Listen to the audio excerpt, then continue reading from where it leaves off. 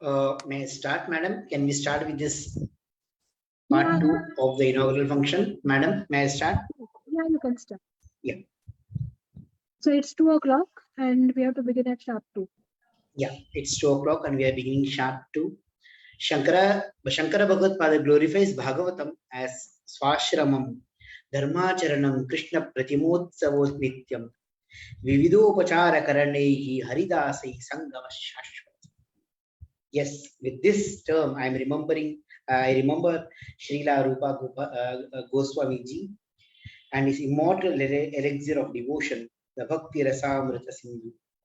For it is said in the Bhagavatam, Srimad Bhagavata Piyusha Panaya Rasalam Pataha Dhavantu Api Ayayuhu Sarve Pratamam Yecha Vaishnava. Once Mahaprabhu Goswami Chaitanya was asked, why does the Honorable One not write a commentary on the Brahma-Sutras?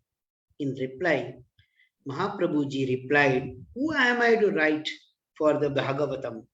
Who am I to write the commentary? For the Bhagavatam itself is a descriptive, elaborate commentary on the sutras of Badarayana.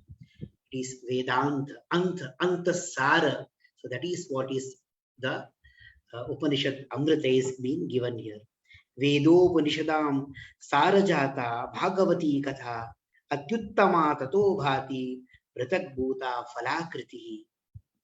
Even this is made more lucid by Srila Rupa Goswami ji. For Yatha Dugde Stitam Sarpirna Swadayo Pakalpate Pratak Bhutam Hitagavyam Devanam Rasavardhanam. Who else other than our Param Pujya, Parama Vaishnava, Gauranga Dasji will reveal the sweetness of this ever blissful elixir of eternal immortality, the Bhakti Rasamrita Sindhu. So I now request Dr. Shakuntala Gowde to please introduce Srila Gauranga Dasji, who will give the special lecture. Shakuntala Gowde, madam. Yeah. I will be Shakuntala, madam. Yes, I will just welcome and then hand it over to Dr. Madhavi Narsare for formal introduction of Gauranga Prabhuji. So once again, I welcome you all in the special session, which is on Bhakti Rasamrita Sindhu. I welcome all the scholars, dignitaries, students who have joined for this session. And my warm welcome and the humble salutations to respected Gauranga Prabhuji on behalf of Department of Sanskrit, University of Mumbai, Stockholm University, Sweden, and of course, Bhakti Vedanta Research Center, Mumbai. So very warm welcome to you, Gauranga Prabhuji. It is Upanishadic, there is a Upanishadic statement, Raso Vaisaha, Rasahi eva ayam labdva, anandi bhavati. And it is also said about Bhagavata that Bhagavata is Rasalaya, Nigama Kalpotaror Galitam Phalam, Shukamukhat, Amruta Drava Sanyutam, Pibata Bhagavatam, Rasamalayam, Muhu Aho Rasika Bhuvi Bhavikaha. So to understand this philosophy that how Bhagavata is, it is said that it is Rasamalaya, Raso Vaisaha, etc. We need to understand Bhakti Rasamrita Sindhu, and we have we have here really a scholar of Bhakti Rasamrita Sindhu, the practitioner of Bhagavata, Gauranga Prabhuji. So I welcome once again, and I request Dr. Madhavi Narsare to give formal introduction of Gauranga Prabhuji. Namo Namaha. Namo Namaha. So it is my proud privilege to introduce Gauranga Prabhu Das. Gauranga Das is a leadership and mindfulness coach based in Mumbai. A graduate of IIT Bombay, he found his calling to become a monk to best serve the society. A member of ISKCON's governing body commission, he is actively involved in enhancing leadership, effectiveness, and governance of temples and communities globally. He is dedicated to helping people transform their hearts, improve their attitudes, establish sustainable and spiritual communities, and draw positive change in the society. A multifaceted spiritualist on a mission to create a value-based society, Gauranga Das is a mindful meditation expert, strategic, strategic character educationist, sustainability and climate change warrior, and social welfare catalyst. Gauranga Das is the director of ISKCON's Govardhan Eco Village, founded by Radhanath Swami. The GEV representing India has won over 36 national and international awards, including the United Nations World Tourism Organization Award in 2017 for its innovative model of ecotourism as a catalyst for rural development. He's also strategized and strategized. He has also strategized and led execution for GEB synergistic solution for sustainable development goals for climate change and enabled GEB's accreditation to multiple United Nations body like UNEP, UNCCD, ECOSOC, and CBD. On behalf of ISKCON, he is the UNEP's Faith for Earth Counselor. The Indian Green Building Council has recognized him as a IGBC fellow for his contribution to the green building movement. He sits on the board of Govardhan School of Public Leadership, an institution that prepares students for the civil service examinations. He has led several youth empowerment initiatives while successfully inculcating clarity in purpose, purity in character, and compassion in relationships in thousands of youths globally. He is also the administrative director of Bhaktivedanta Research Center, an initiative of ISKCON to connect working professionals, housewives, and students to the academic study of philosophy, create libraries for Vedic literatures as well as manuscripts, and facilitate MA and PhD programs in philosophy. He is also an author of 2 books, namely The Art of Resilience and The Art of Focus. He is an inspirational speaker by his expertise of presenting Vedic knowledge in a contemporary and enticing way. He has spoken in various conferences like TEDx and corporates like Intel, Salesforce, Google, etc. Gauranga Das is also an experienced chef and mega kitchen strategist and has personally cooked over 3 million meals.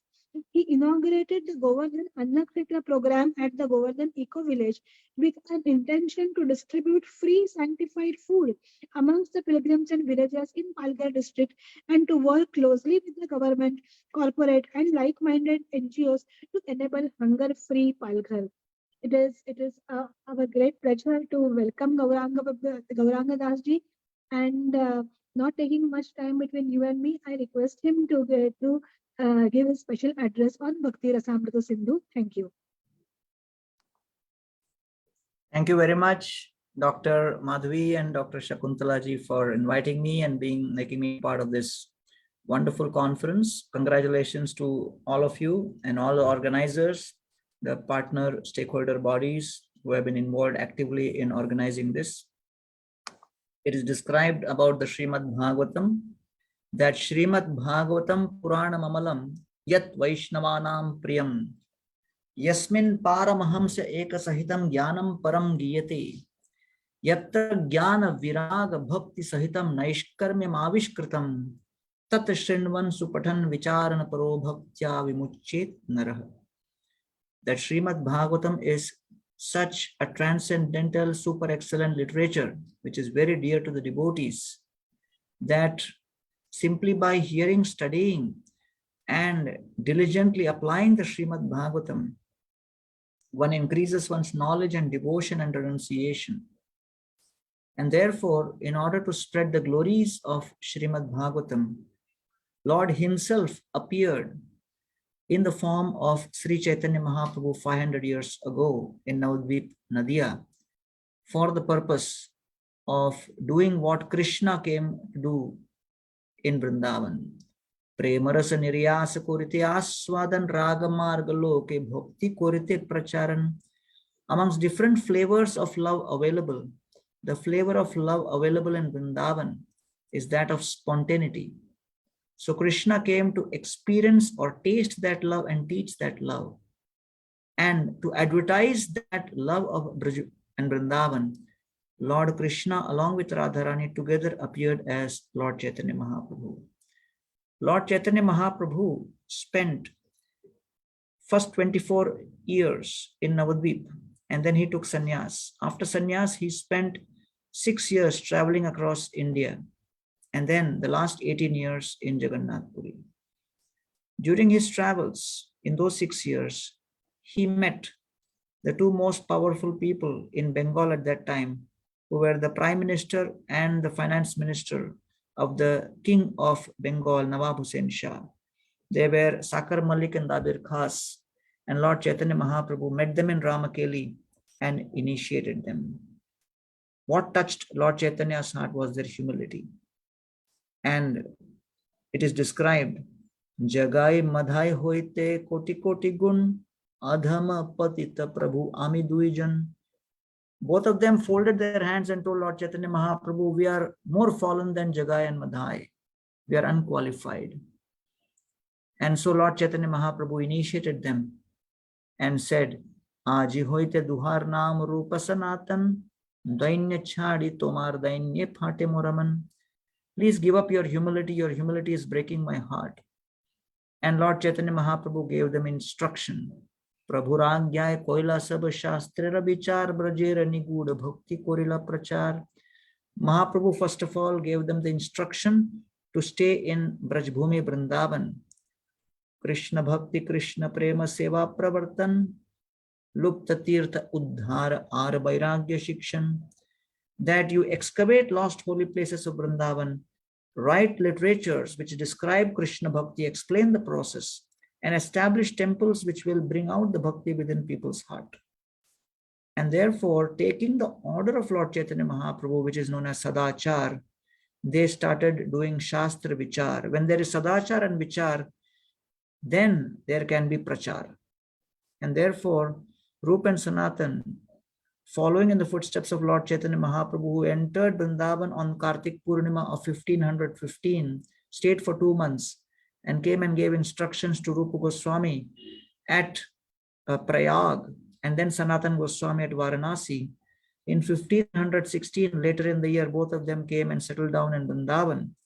And Srila Rupa Goswami Pad spent almost the next 20 years composing this most magnificent literature, which is Bhakti Rasamrita Sindhu. And therefore, today, thanks to His Divine Grace Srila Prabhupada, who gave an overview of the Bhakti Rasamrita Sindhu in the form of Nectar of Devotion in the early 70s as part of Bhaktivedanta Book Trust International, at least many of us, including myself, could get an understanding of what Bhakti Rasamrita Sindhu is all about. And then later, we are grateful to His Holiness Bhanu Swami Maharaj and others who translated the original texts with word-to-word translation and commentaries. So we have what is known as an overview. So we are just taking you through this overview. We go to the next slide. We begin with what is definition of bhakti. So bhakti means devotional service unto Lord Krishna. So therefore, bhakti is very clearly defined as that which is performed as a process of worship or service unto Krishna. Prabhupada, very beautifully translated bhakti not as just devotion, but devotional service as an act of seva, offering. That means it is actually an act of pleasing one's beloved. And this in devotional terms is known as Swarupagata Sukh. Swarupagata Sukh means the original constitutional pleasure which a soul is allowed to experience, which is the pleasure one experiences by seeing the pleasure of the master. So therefore, the most important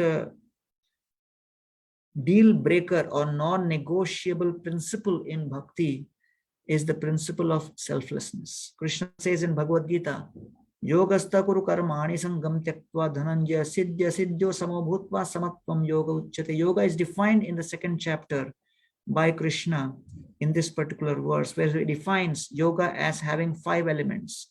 First, karma, action. Second, knowledge. Third, renunciation. Fourth, meditation. Fifth, devotion.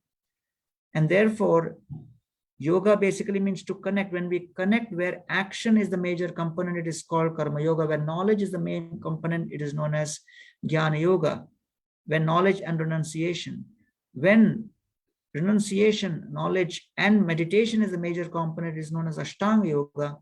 And when devotion is the main component, it is known as bhakti yoga. So therefore, bhakti means devotional service unto Krishna. What is rasa? The spiritual pleasure a devotee experiences in the relationship with Krishna is called bhakti rasa, or devotional mellow, which is far superior to mundane rasa. Prabhupada gives an example. When you have a mango, since now we are entering into the mango season, and you can relate with this example, that when someone gives you a fresh Alfonso mango or a Kesar mango, fully organic, ripe, and you remove the peel and then you bite into its flesh.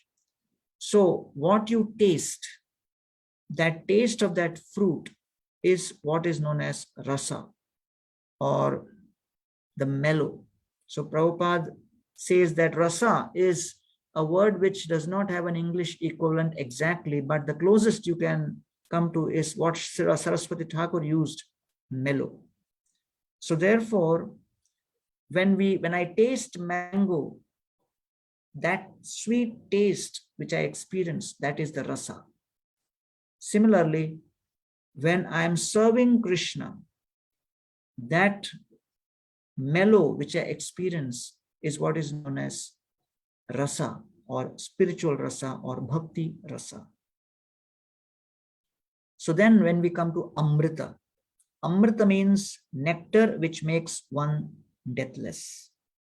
It is described by Srila Rupa Goswami in his Padyavali, Aho aho bhir nakoler viduyate sudha sudhara madhuram pade pade dine dine chandana chandra shitalam yasho yashoda tanayasya giyate. By describing the glories of Krishna, one overcomes the influence of Kali, number one. Number two, one actually experiences Sudha Sudhara Madhuram Pade Pade, the sweetness and deathlessness of nectar of the spiritual, of the heavenly planets. And thirdly, Dine Dine, with every passing day, by hearing this, Chandana, Chandra, the two coolest elements are Chandan, moon, and Chandra. Chandan, which is sandalwood, and Chandra, which is moon. And then we experience counteraction of the heat of desires within our heart. So Amrita means nectar which makes one deathless. So material desires make one subject to death because the objects which we desire are subjected to destruction. The instruments through which we experience the fulfillment of that desire is subject to destruction, which is this body. So therefore, anything you aspire for in this world is destructible. You try to enjoy those objects through your eyes, which is destructible, through your ears, which is destructible, through your tongue, which is destructible, through your genitals and belly and hands and legs, which are all subject to destruction. So the object is mrita, the instrument is mrita, so therefore the experience is mrita. Amrita means when the soul, which is deathless, is trying to experience a relationship with Krishna, who's deathless, that mellow or flavor of that relationship is beyond prosperity and adversity of this world. So that is the process of bhakti, process of entering into the eternal life of eternal pleasure in service to Lord Sri Krishna. And therefore, our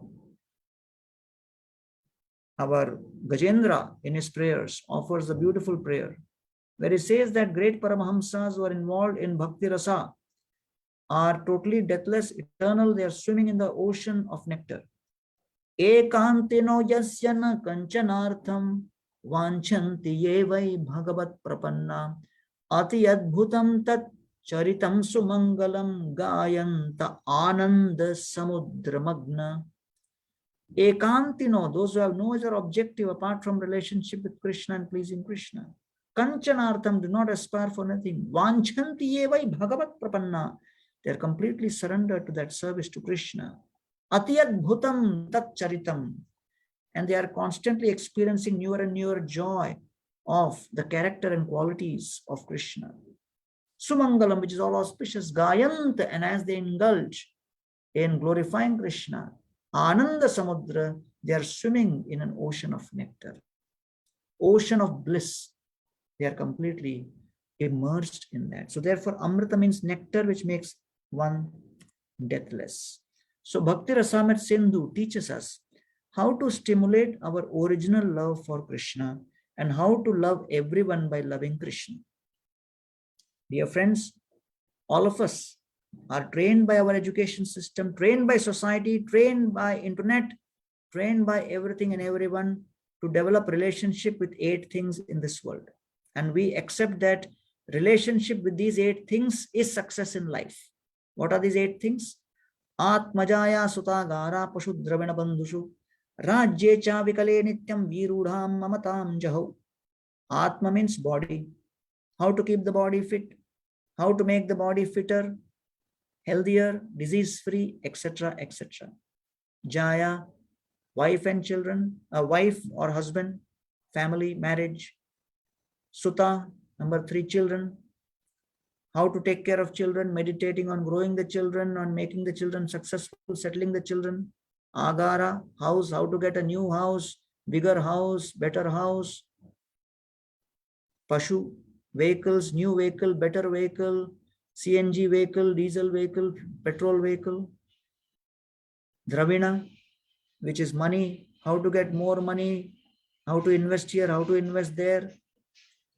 Bandhushu, how to increase my social prestige amongst people who know me.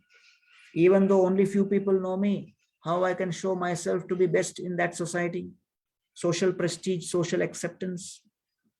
Rajye, career, control, how to increase and expand the scope of my control, increase and improve my career. These are the 8 objects of meditation in a person's life from birth till death. And modern education system is simply providing fuel for increasing our absorption and meditation and relationship with these 8 things. Why spiritual literatures like Bhagavatam and Bhakti Rasamrita Sindhu are interesting? They suddenly come up with the unknown factor, the X factor, the I factor, which is a relationship with an object who is not present visibly to us. But potentially they say a relationship with that personality can unleash the maximum pleasure ever experienced. So that is Krishna.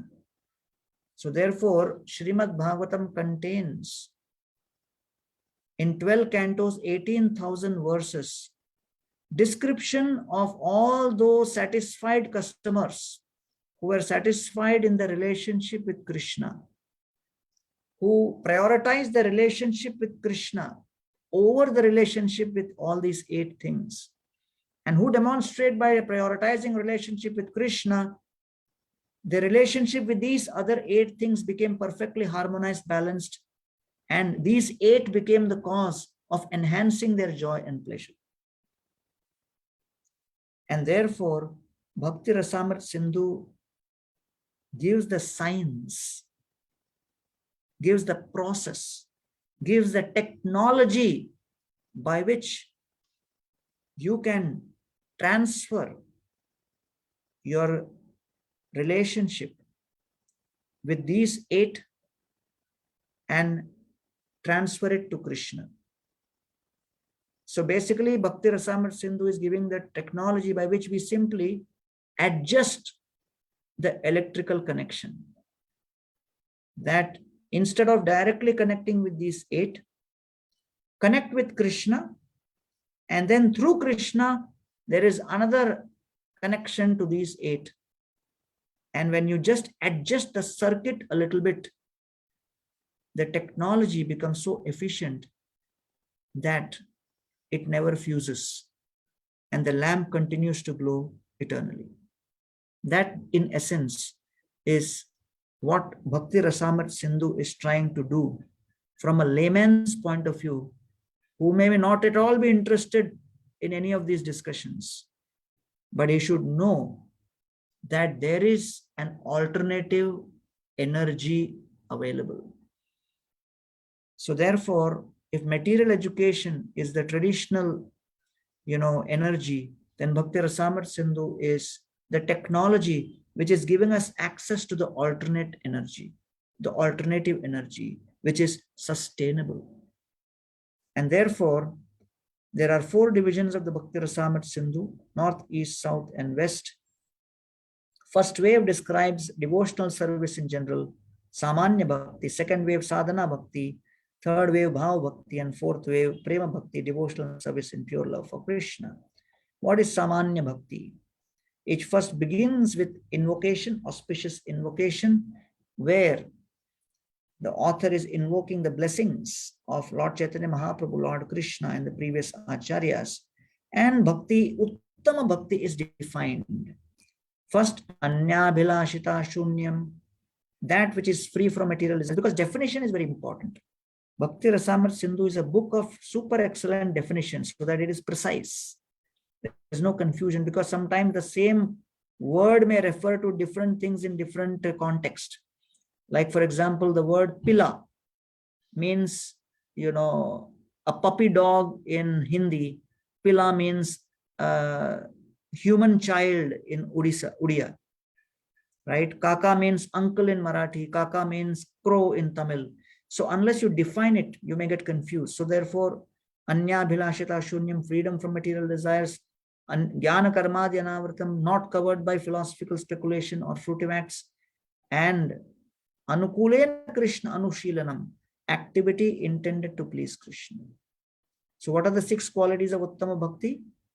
Number 1, it destroys material suffering. Number 2, bestows auspiciousness. Kleshagni Shubhada, Moksha Lagutakrit, disregards liberation.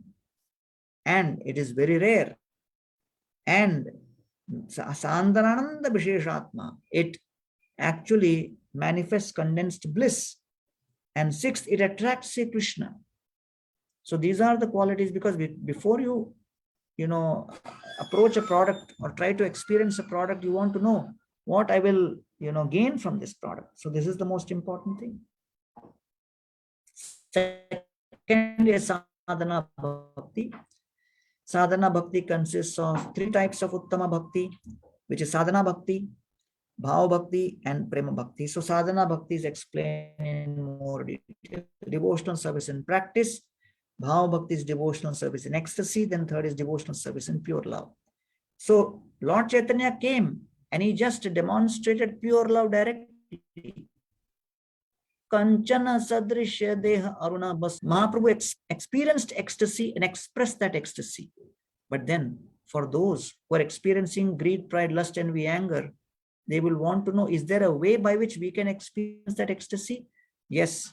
Even if you are full of impurity, Sadhana Bhakti, devotional service in practice, shows 2 types. Vaidhi Bhakti, follow according to regulative principles, then gradually Raganuga or spontaneous devotional service will manifest. Then definition of Vaidhi Bhakti is there when activities of Bhakti are not out of attachment, but according to orders of scripture. There is no taste, but you are doing it because it is discipline. Discipline is a fusion of intention with action. And so, who is qualified for Sadhana Bhakti? One who has faith in Krishna Seva, not too attached, not too detached. So therefore, 3 types of adhikaris are given, Uttam, Madhyam, and Kanishtha. 4 types of Sukritinas are described, like Gajendra was distressed, like Dhruva was seeking some wealth, the various sages at Naimisharanya who were looking for some inquisitiveness, and the 4 Kumaras who were knowledgeable. They are Sukritinas, they're all eligible for this bhakti. And then 64 Angas of Vaidhi Bhakti are described, beginning with Adav Guru Padashray, taking shelter of Guru, Vishrambena Guru Seva, serving Guru with respect after having taken initiation Guru Diksha. And in this way, the 5 potent forms of bhakti come in the last as ending of the 64 items of devotional service. Sadhu Sangha, which is when you associate, then you chant the holy names, Nama Kirtan, hear Bhagavatam, Bhagavat Shravan, serving in holy place of Mathura, and Archavigra Aradhana, Sri Murti Shraddhaya Seva, which is devotion, deity worship. Then Ragatmika and Ragana Bhakti is differentiated by explaining Bhakti found only in residents of Braja is Ragatmika Bhakti. They have natural, intense, spontaneous attraction, like Yashoda Mai, like Nanda Maharaj. So they are also two types, Kamarupa impelled by conjugal feelings like the gopis, and someone impelled by the other relationship. So Ragana Bhakti means following in the footsteps of the Brajavasis. So Raganuga Bhakti means following in the footsteps of those who have the Ragatmika Bhakti, the Ragatmika Bhaktas who are of Braja. Wave 3 defines Bhav Bhakti. The essence of Bhav is bliss and knowledge. It is a ray of the sun of Prema which will soon arise in the heart. So for those whose heart is still filled with anarthas of Kam, Krodh, Lobh, this is not, this is only theoretical, but still we are going through this. Bhav softens the heart with desires for attaining Krishna, number 1. Second, desire to please Krishna, number 2. Number 3, desire to be friendly with him in positive sense. So 2 causes of Bhav Bhakti is sadhana, abhinivesh, absorption in sadhana, or the previous association of great devotees. And second, Krishna tad bhakteyoho prasada, mercy of Krishna or devotees. Both these can cause sudden uprising of Bhav Bhakti. And one who has developed Bhava displays this famous 10 lakshanas, which is tolerance, not wasting time, detachment from material enjoyment, pridelessness, hope and confidence in Krishna's mercy, longing for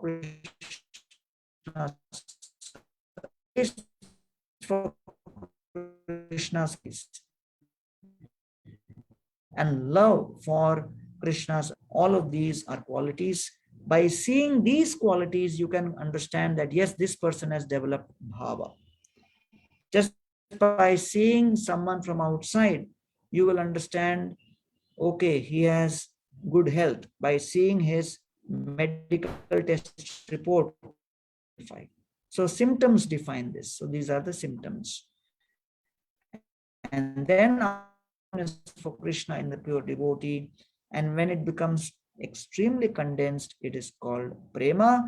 Rupa Goswami's classic contribution in Bhakti Rasamrita Sindhu was, he has given this entire step-by-step ladder from Shraddha to prema, from faith, sadhu sangha. Because of that faith, we start associating with devotees. Then when we start associating with devotees, we start the bhajana kriya, like hearing and chanting. Then gradually destruction of unwanted qualities happen. Kam, Krodh, Lobh, Moh, Mad, Matsar come down, Anartha Nivritti. Then when this comes down, we become steady, Nishtha. Then we develop taste, which is Ruchi. And then when it becomes more further condensed, it is called Asakti. Then it grows into Bhava or ecstasy, and it develops into Prema or pure love. So till Srila Rupa Goswami, after studying Bharat Muni's Rasa Shastras and the Bhagavatam and all the Vedic literatures, combined with the divine grace, being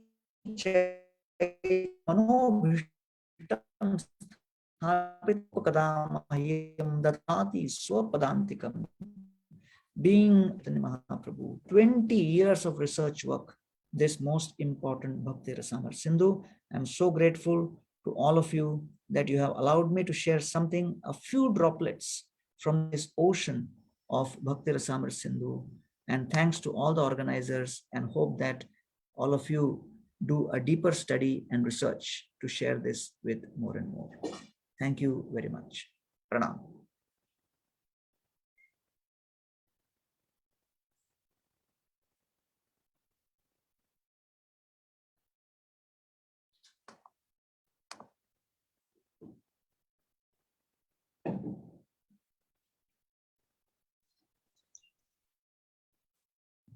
Thank you, Prabhuji.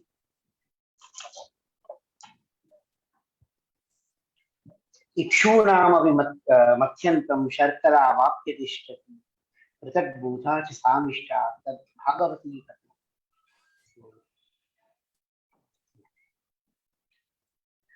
इक्षूणामपि मध्यमान् शर्करा वाप्ति तिष्ठति पृथक् भूता च सर्वा पृथक् भूता च साविष्ठा तथा भागवती कथा. You churn, you crush the sugarcane, and what remains with you forever is the sweetness, the jaggery, the sharkara which remains. Thus says the Bhagavatam. And I quote again, when I heard Prabhuji's lecture, I just could not help myself to quoting from Prabodha Sudhakara, written by Uttama Bhagavat Pada Shankara. And he says, Nidra Hara Vihareshu Anadaraga Sangaratyam Vacheja Anavakashaha Krishna Smaraniya Shashwati Shanti. And he further quotes.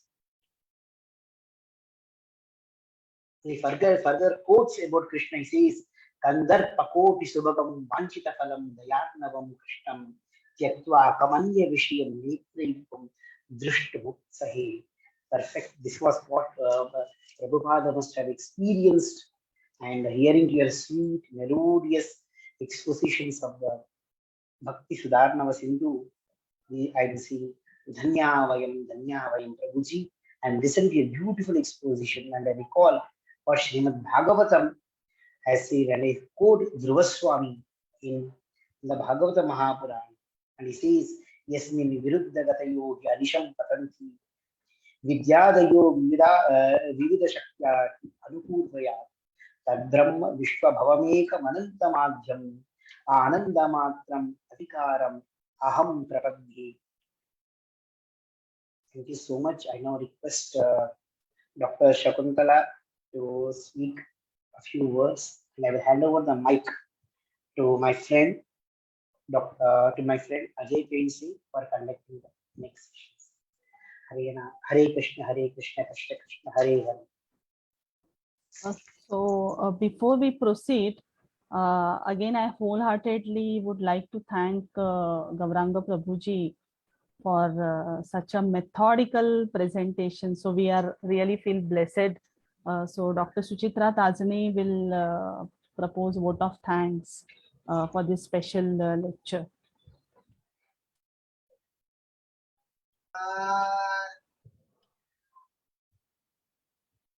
Namo Namaha. Can you hear me? Yes. Thank you. I, Dr. Suchitra Tajani, on behalf of Department of Sanskrit, University of Mumbai, in collaboration with Stockholm University, Sweden, and Bhakti Vedanta Research Center, Mumbai, and the entire fraternity of the institution, first of all, extend my most sincere thanks to the Ultimate God for making today's event a resounding success. With His blessings and grace, we are able to make this event what it was. On behalf of all Collaboration Institute, I extend a really hearty vote of thanks to our special guest speaker, Gauranga Das, who spared time from his busiest schedule to grace the occasion.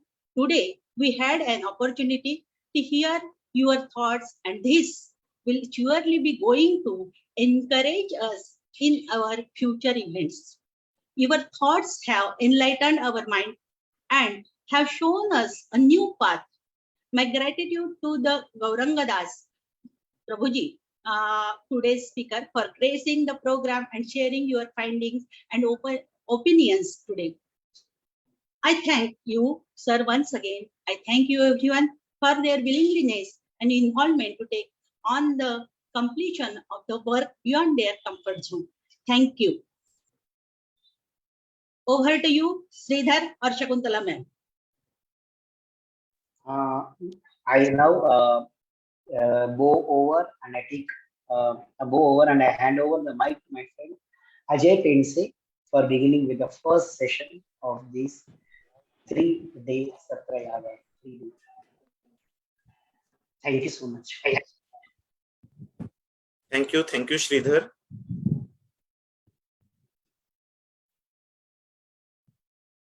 Namo Namaha, Hare Krishna, good afternoon. I welcome you all to the first academic session of this conference. I welcome the chairperson of this session, Dr. Gauri Mahulikar. In this session, we have 3 scholars, Dr. Abhishek Bose, Dr. S. Padmanabhan, Dr. Ranganayaki Krishnan to present their research. I welcome you all. I take this opportunity to introduce the chairperson of this session, Dr. Gauri Mahulikar Madam. Dr. Gauri Mahulikar Madam is currently holding a position of Academic Director of Chinmay International Foundation. She has adorned the position of Vice Chancellor and Dean of Faculty in Chinmay Vishwavidyapith. Along with the academic excellence, Dr. Mahulikar is very dear to students. I am witness to it because she was the head of the Department of Sanskrit, University of Mumbai, when I was pursuing my post-graduation. She strongly headed her responsibility with discipline, affection, and love towards students. She has pursued MA and PhD in Sanskrit from University of Mumbai. 8 of her books and more than 90 of her research papers have been issued.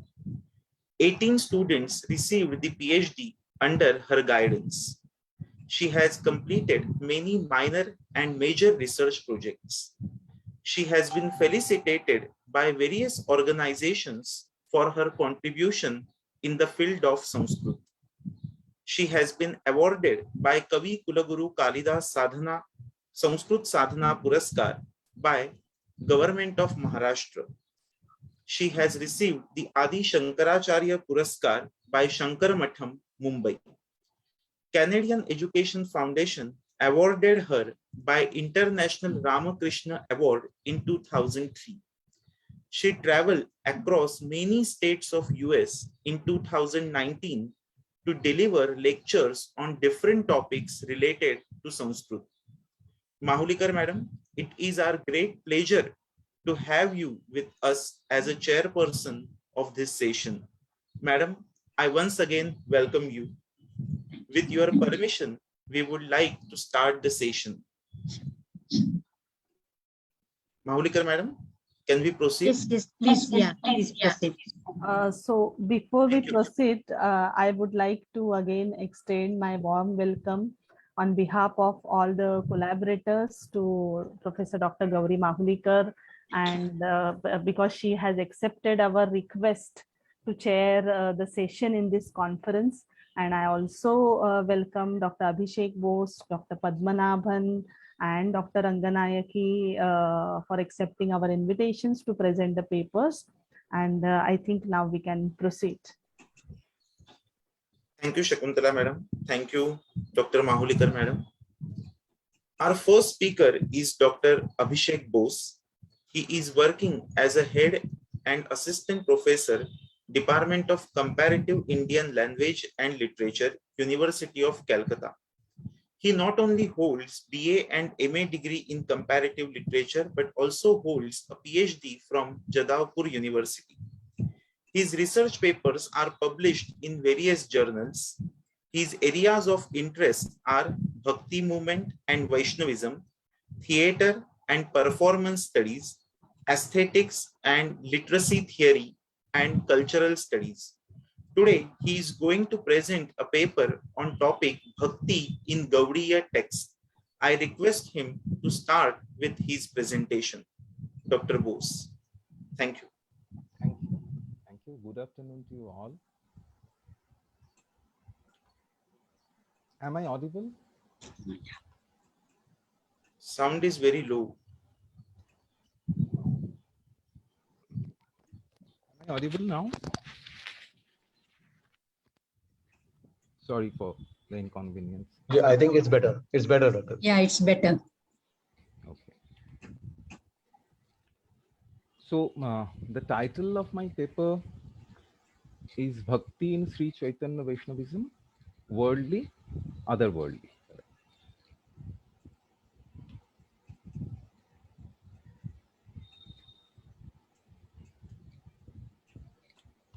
Kripa Sudha Saridyasya Vishwamaplavayantati Meecha Gaiva Sadabhati Tam Chaitanya Prabhum Bhaje. I worship Sri Chaitanya Mahaprabhu, whose nectarian mercy flows like a great river, inundating the entire universe, just as a river flows downstream. Lord Chaitanya especially extends its mercy to the fallen and downtrodden people. This Mangalacharan shloka uses the verb bhaj, which is the root of the word bhakti. Bhajan comes from bhaj, and bhaj, bhajan, bhakti can mean so many things, including devotion, worship, service, love, relationship, and whatnot. But I think there have been and would be discussions on bhakti in this seminar by people who are more able than me. So I would come straight to my point. But before that, I would like to thank Mumbai University, Stockholm University, Bhaktivedanta Research Center for organizing this wonderful seminar and having me here among these scholars. I'm humbled. So when we talk about bhakti, the first image that comes up in our mind is that of a madcap saint who is singing, chanting, dancing in the Lord's name. A person who can come from any caste, gender, educational training, or social status or sampradaya. As Shishir Kumar Das, one theorist of bhakti, has aptly called, this person is a mad lover, a mad lover. If we randomly think of Mahadevi Akka, Antal, Guru Nanak, Mirabai, Amir Khasru, Kabir Das, Sant Namdev, Goswami Tulsidas, Baba Farid, this madness becomes apparent. The mad has the privilege of being outside the social hierarchies. He or she can actually flout the normative patterns and can challenge the hegemonies. Yet, in most cases, he or she would not be attracting the anger of the powers that be, simply because he or she would be considered a mad person.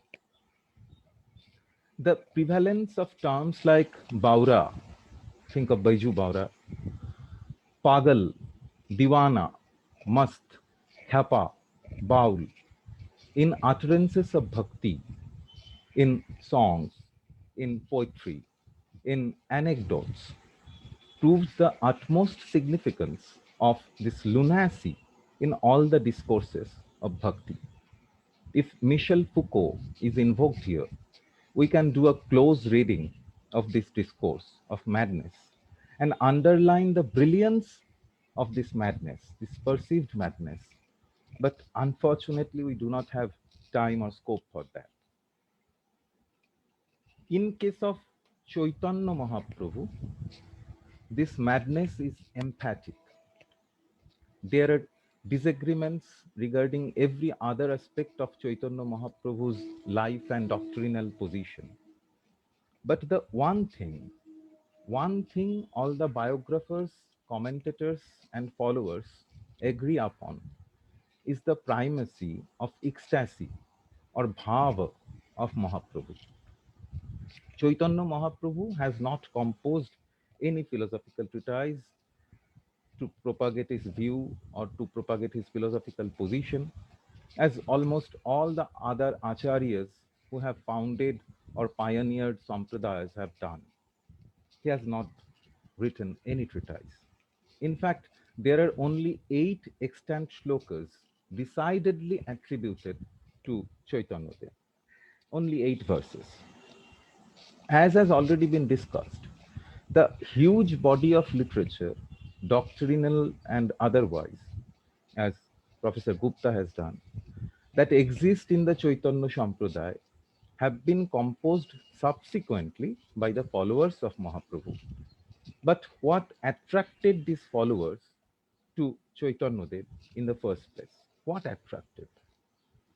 If we focus solely on those people who were contemporary followers of Chaitanya Dev, we'll discover saints and monks, a number of kings, royal officers, and landholders, influential people, merchants and householders, Brahmin priests and scholars, poets and performers, as well as the subaltern, beggars, women, so-called lower castes, Muslims, and the like.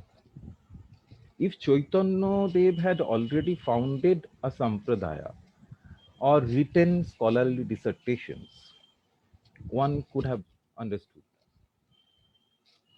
As that is not the case, we need to ask what attracted this essentially heterogeneous people to Mahaprabhu, cutting across barriers of caste, class, religion, gender, social or scholarly stature.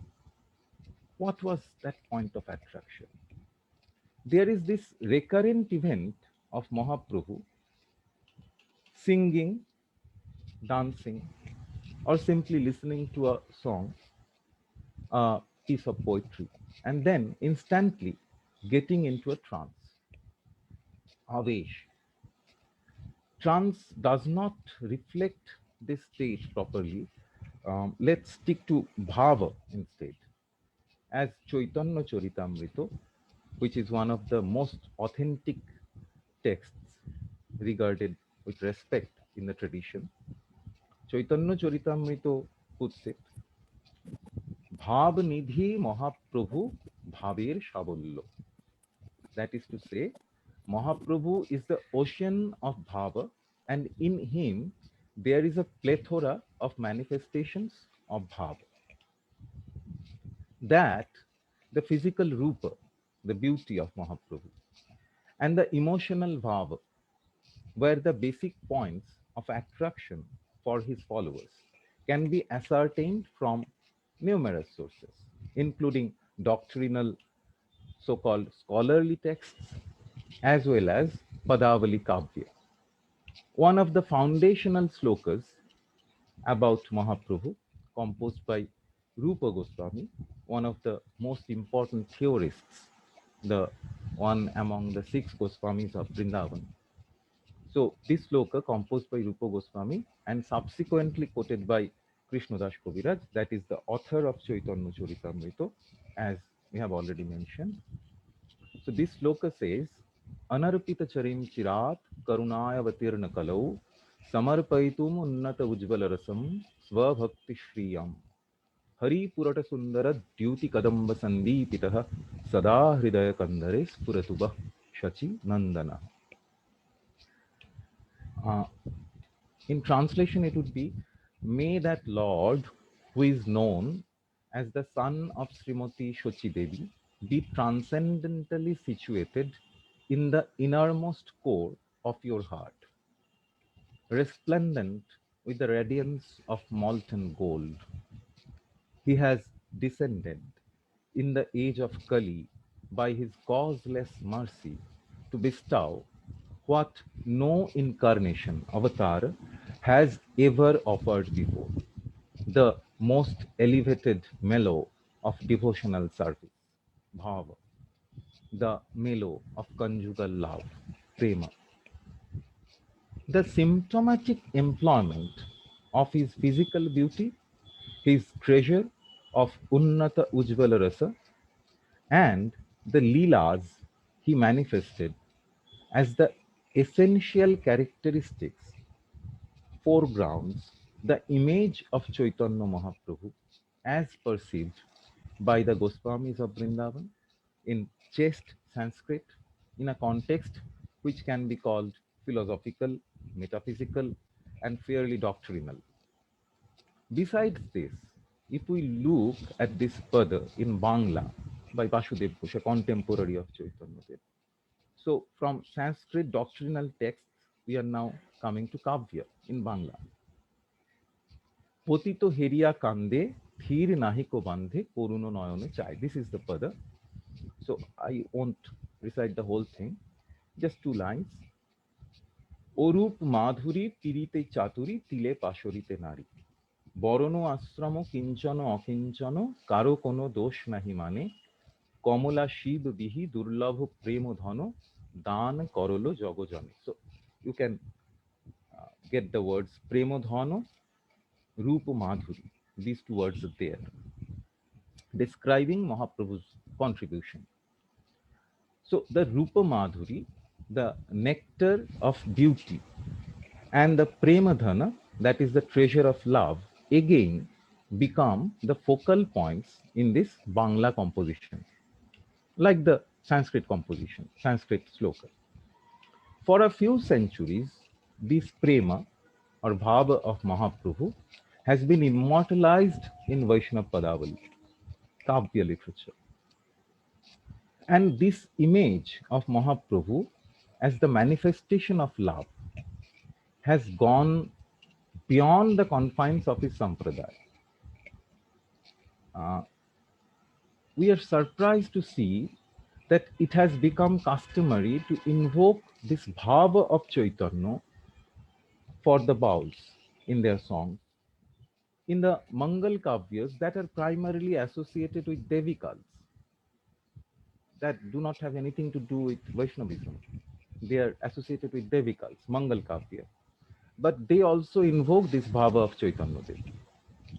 And the folk popular songs and so on.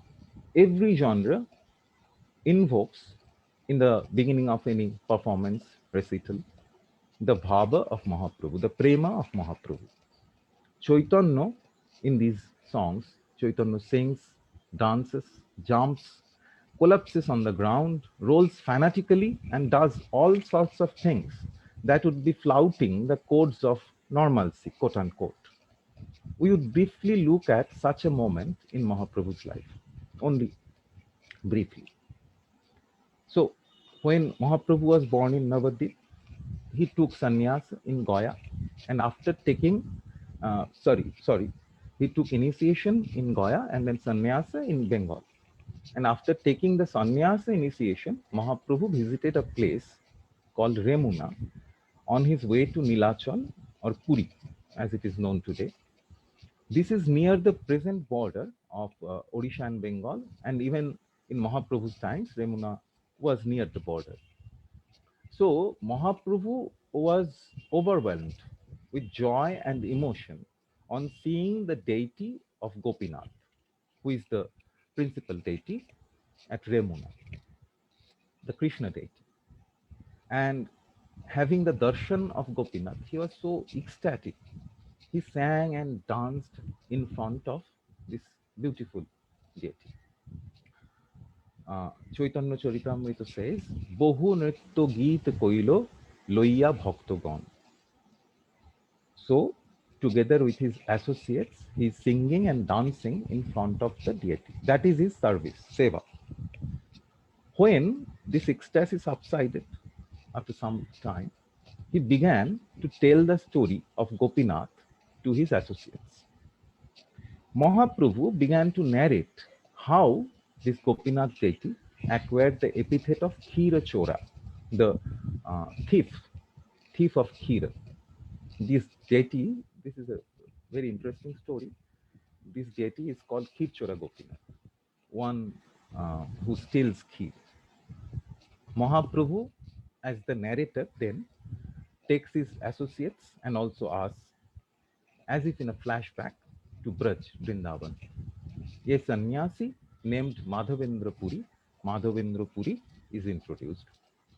Puri has just come to Braja, and Mahaprabhu's story begins from there.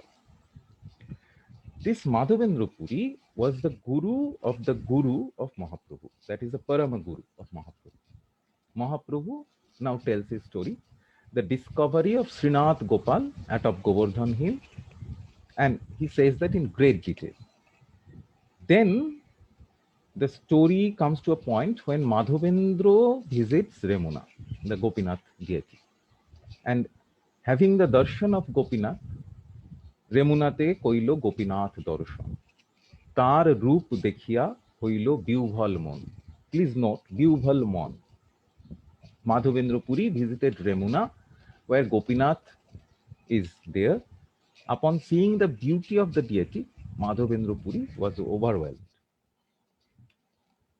And then, Nritto Geet Kori Jogo Mohone Boshila. So Madhavendra, like his grand disciple, his successor Chaitanya Dev would do much later, Madhavendra also sings and dances with ecstasy in front of Gopinath. Time and again, this singing, dancing, weeping, getting into a transcendental state would be witnessed in Madhavendra. And interestingly, this is not incidental. This is not incidental that Mahaprabhu would behave in the same manner afterwards. In fact, decades after the demise of Madhavendra, Mahaprabhu was traveling then on a pilgrimage to South India.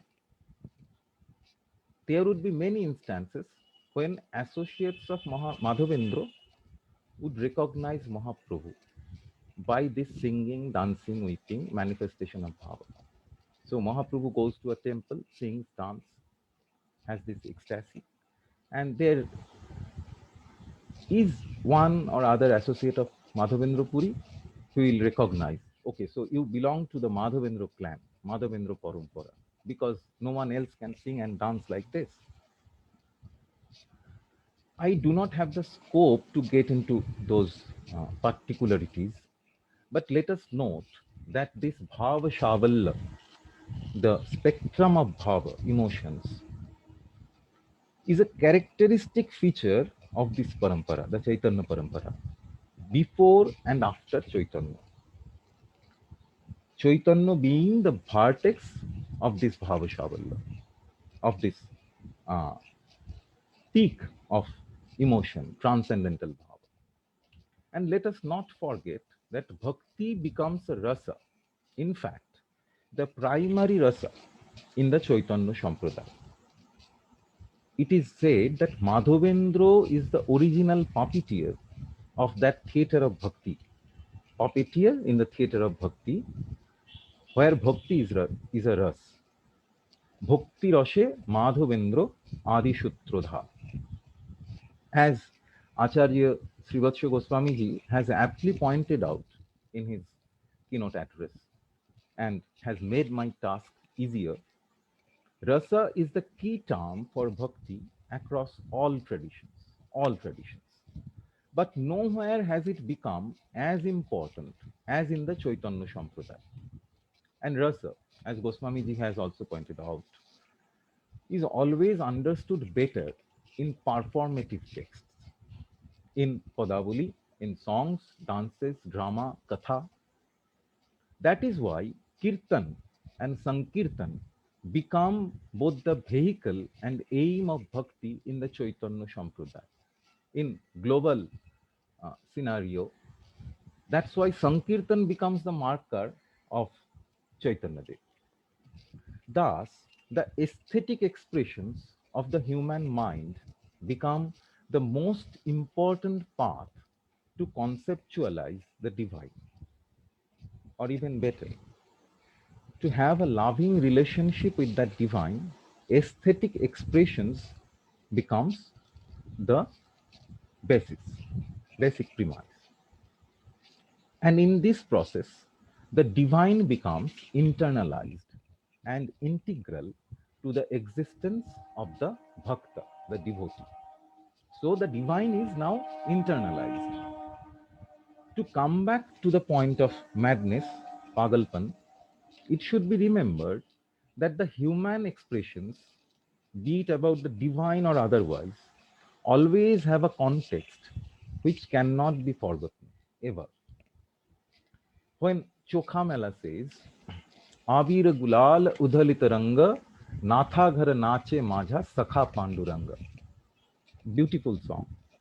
We cannot appreciate the beauty of this abhang without taking into consideration that coming from the so-called lower caste, Chokhamela had to encounter certain difficulties in his path as a bhakta. Of course, he transcends those barriers with the help of his guru, Sant Eknath Ji. And in a way, he actually turns that difficulty into a privilege. Suffices to say that the bhava or the madness bypasses such social hierarchies. When Chaitanya Mahaprabhu declares time and again that Haridas has attained the highest stage of devotion, Haridas was born a Muslim, one such moment of bypassing social hegemony can be seen at work. However, the significance of Mahaprabhu's love for Haridas cannot be understood without taking into account the social context that separates them in the first place on the basis of religion. So we have seen that bhakti essentially reminds us of the expression of the innermost feelings of a person, of the bhakta. It is necessarily about the emotion of the individual. But we also realize that even the innermost feelings of the mad lover is not asocial. That is to say, its expression must bear upon the society, the expression of bhakti must bear upon the society, and those expressions actually emerge out of it, of the society. In other words, even while being very individualistic, bhakti has a sufficiently social character. That is the catch. Our understanding of bhakti should take both of these aspects into consideration.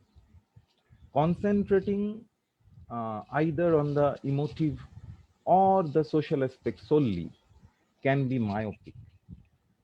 The problem is literature on bhakti generally takes up any one of these two positions and becomes almost oblivious to the other possibility.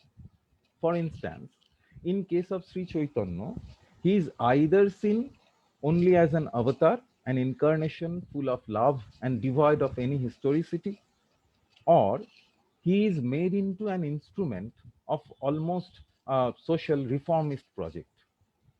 And that second position completely disregards the emotive aspects, the bhava of Chaitanya Mahaprabhu. I believe that we have to juxtapose both of these images in order to get a comprehensive understanding of Chaitanya Dev. Or for that matter, it holds true in case of all the other luminaries of bhakti, the sants, sadhus, bhaktas. We know that Chaitanya Mahaprabhu, when he was staying at Puri for the later part of his life, he would not agree to meet Pratap Rudradev, the then king of Odisha, as for a sannyasi, meeting kings can be violation of the code of conduct. However, we have also to understand that how many kings, ministers, and jamindars have had already started to follow Chaitanya Dev or joined his movement. This I quoted Sanatan Goswami, Rup Goswami. They were ministers, and there were other courtly officials who supported the movement of Chaitanya Dev. It cannot be forgotten that later on, without the Goswamis' close ties with the Mughal court, it would have been impossible to establish those large temples at Vrindavan, which is very close to Agra and Delhi. Or it would have been impossible even to write the scholarly treatises, commentaries, and kavyas that established the Chaitanya Sampradaya upon a solid foundation. Because often the Goswamis would take the help of the royal court for paper and ink supplies. Maybe in those manuscripts, all they talked about was essentially aimed at transcending the social uh, realities and entering the otherworldly realm, the Nivrit Nikunj of Radha Krishna, Yugal Sarkar. But in order to write the social situation had to be negotiated somehow for paper and ink, for the arms, Madhukari. My point is, bhakti can be seen simultaneously as an emotive experiential concept and also as a socio-cultural political phenomenon. On one hand, emotive experiential, and on the other, a socio-cultural political phenomenon. These two are not mutually exclusive. In fact, they complement each other. Obviously, taken together, both of these aspects have resonating influences upon Indian society, literature, polity, and culture. The ecstasy or epiphany can break the norms of society, but bhakti can only be identified when seen in conjunction with those normativity. If we have a pagal, a diwana, mast, baura, then we need a society. And only in that perspective, he or she can become a baura, a pagal. So, if one asks, what is bhakti? We can answer that which encourages one to break or go beyond the social norms. Clearly, one needs a society to practice bhakti, even if it is only to defy the norms of that society. But one still needs it. That is the paradox. While giving Sanatan Goswami lessons on the true nature of bhakti, it is quoted, Prabhu kahe Sanatan prem prayojan. That is to say, Mahaprabhu is telling Sanatan Goswami that prema is the prayojan. Love. Love is the necessary thing. To me, this is one of the Mahabhakyas in the Chaitanya Sampradaya. Love is the necessity, not salvation or mukti. Of course, prayojan is a technical term here, along with sambandha and avidheya. But I believe this statement holds equally good for the worldly as for the other worldly domain. As one recent commentator has remarked while explaining this phrase, prema prayojan, us human beings need to forge relationships with each other. And if we are bricks, then piling brick upon brick, we cannot make a house. That will collapse, obviously. We need some mortar between two bricks if we have to build that house, our home here in this beautiful planet. Only love can save us. And the bhakta is mad, but he is also a lover, the mad lover. Thank you. Thank you for patiently being there, for having me. My thanks to Professor Gaure, Professor Ferdinando Sardella, Professor Mahulika, the respected chairperson, and also Dr. Sumanta Rudra for having me here. Thank you.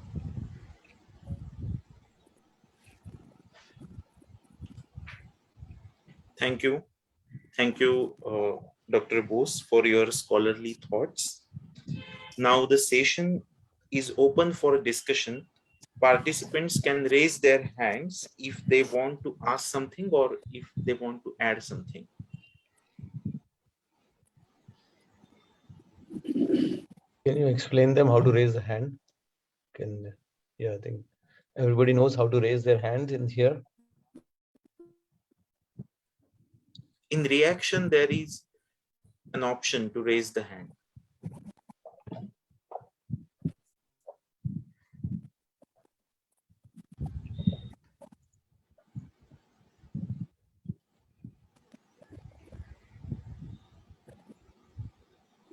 Ajit Shukla has raised the hand. Neha also has raised the hand. Ajay? Yes, madam. Ajit ji?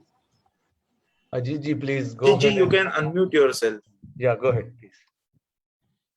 Hi, good afternoon, sir.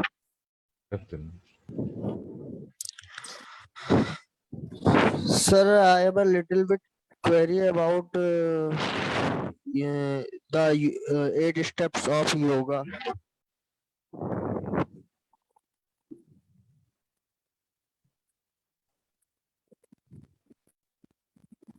Hello. You are muted. Abhishek. Ajit, Yes. please ask your question. Ajit ji. He was, I think, asking about 8 steps of yoga. Eight steps of yoga. Yeah, but I cannot understand how does that relate to my presentation. We can, of course, talk about yoga, but I'm not an authority on that. So, if you can ask something about my presentation. Yeah, all are requested to please ask the questions which are related to the presentation. Neha ji, you can unmute yourself. Yeah, Neha ji, please go ahead and unmute yourself. Good afternoon, Dr. Bose. Afternoon. Dr. Bose, I have one question. It's related to your paper. You used a word marketplace, right? Marketing. So when we hear that word marketing or marketplace, it has a little bit of negative connotation to it. Like when we say marketplace, one thing comes in mind like it's a give and take. It's a business place. So how does this word it relates to something such as so pure a term of bhakti and devotion? Thank you for your question, but probably if I'm not wrong, I have not used that word marketplace in my presentation. Nowhere. Sorry, sir. I think you have used word marketing. And no. I specifically remembered that. That's why I asked. And apart from that, in few kirtans, like I've heard a few kirtans that there was one kirtan, Nadia Godru mein, about Nityanand Mahajan. And just before starting this kirtan, a few kirtanyas have also used this word. And since this has been stuck in my mind, and same, I heard this word today. So I was really eager to understand why this word. Okay. Now I understand the context of your question, Okay, though I okay. have not used that. I don't remember, but we can talk about that. It's a wonderful coinage. Marketplace, it's said in Bangla, Prem Bajar, a market where the commodity or the merchandise is only prem, love. So the Vaishnavas, the Bhaktas, the sadhus come as sellers and buyers, and they deal only in love. That is to be traded. So that's a wonderful, I think, imagery, as we say in literature.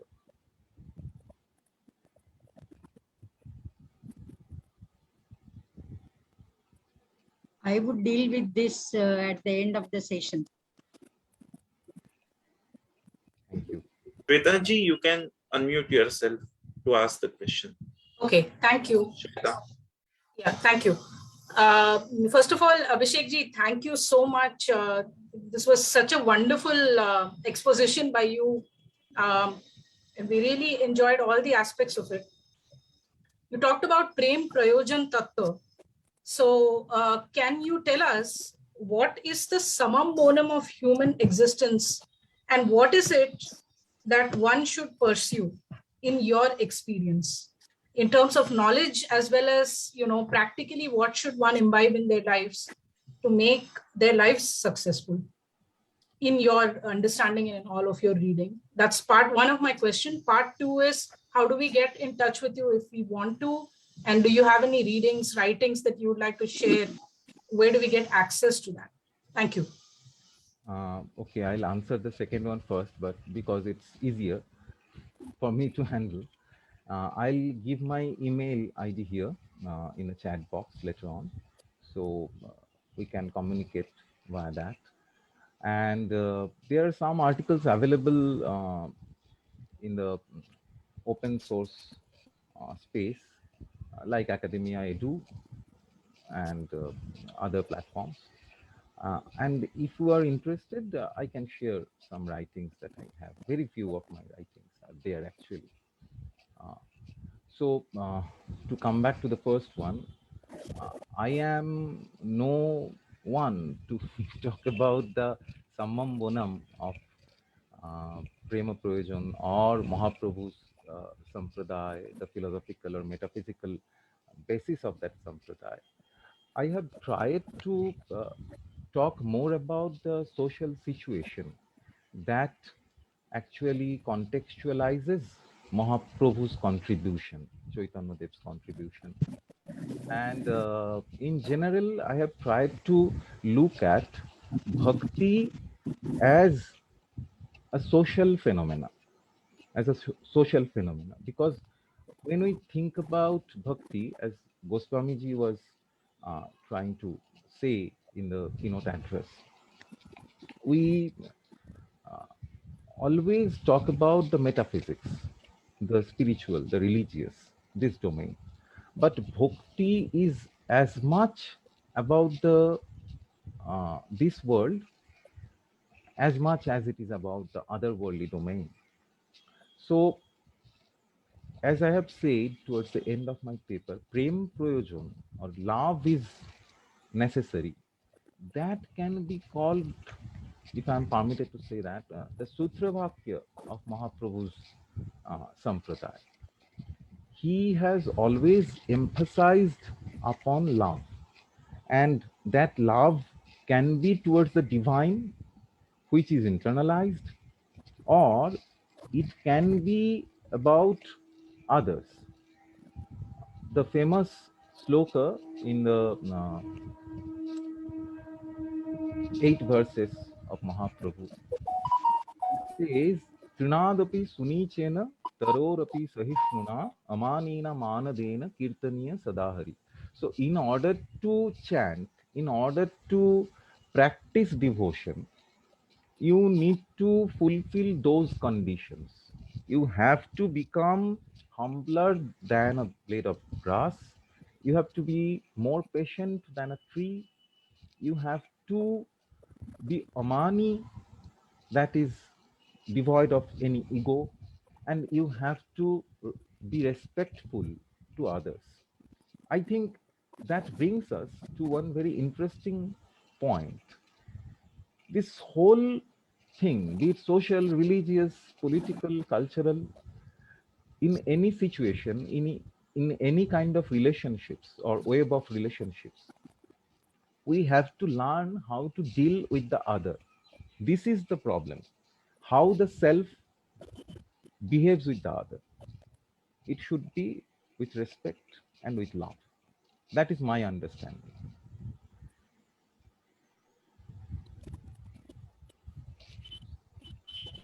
Thank you, Dr. Abhishek sir. Thank you. Now, let us begin with our second paper presentation. Our second speaker is Dr. S. Padmanabhan sir. He is former head and professor in the Department of Sanskrit, University of Madras. He holds BA, MA, and PhD in Sanskrit. 7 of his books and more than 35 of his research articles have been published. 45 students received the PhD degree under his able guidance. He is working on various academic bodies of different universities.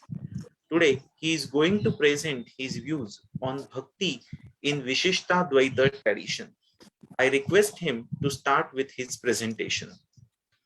Dr. Padmanabhan sir.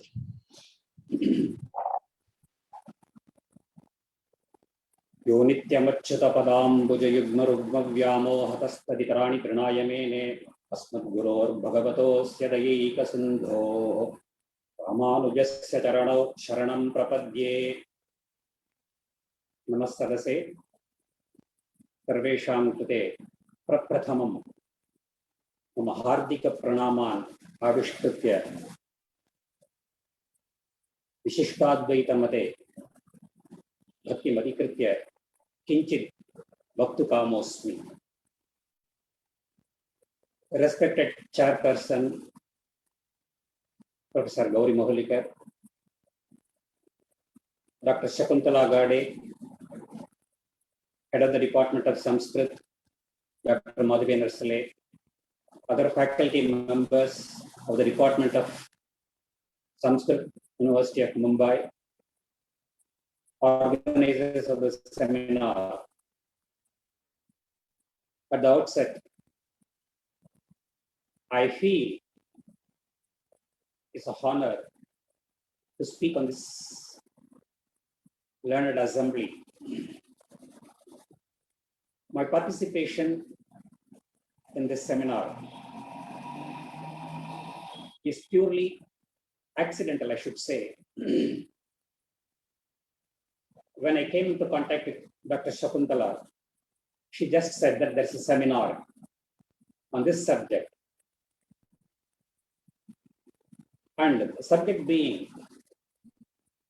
so dear to me, and as I preach and practice this tradition, I immediately accepted Dr. Shakuntala's invitation. So a special thanks to Dr. Shakuntala for the opportunity given to me.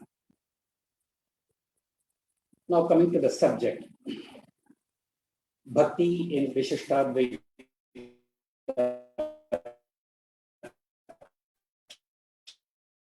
tradition.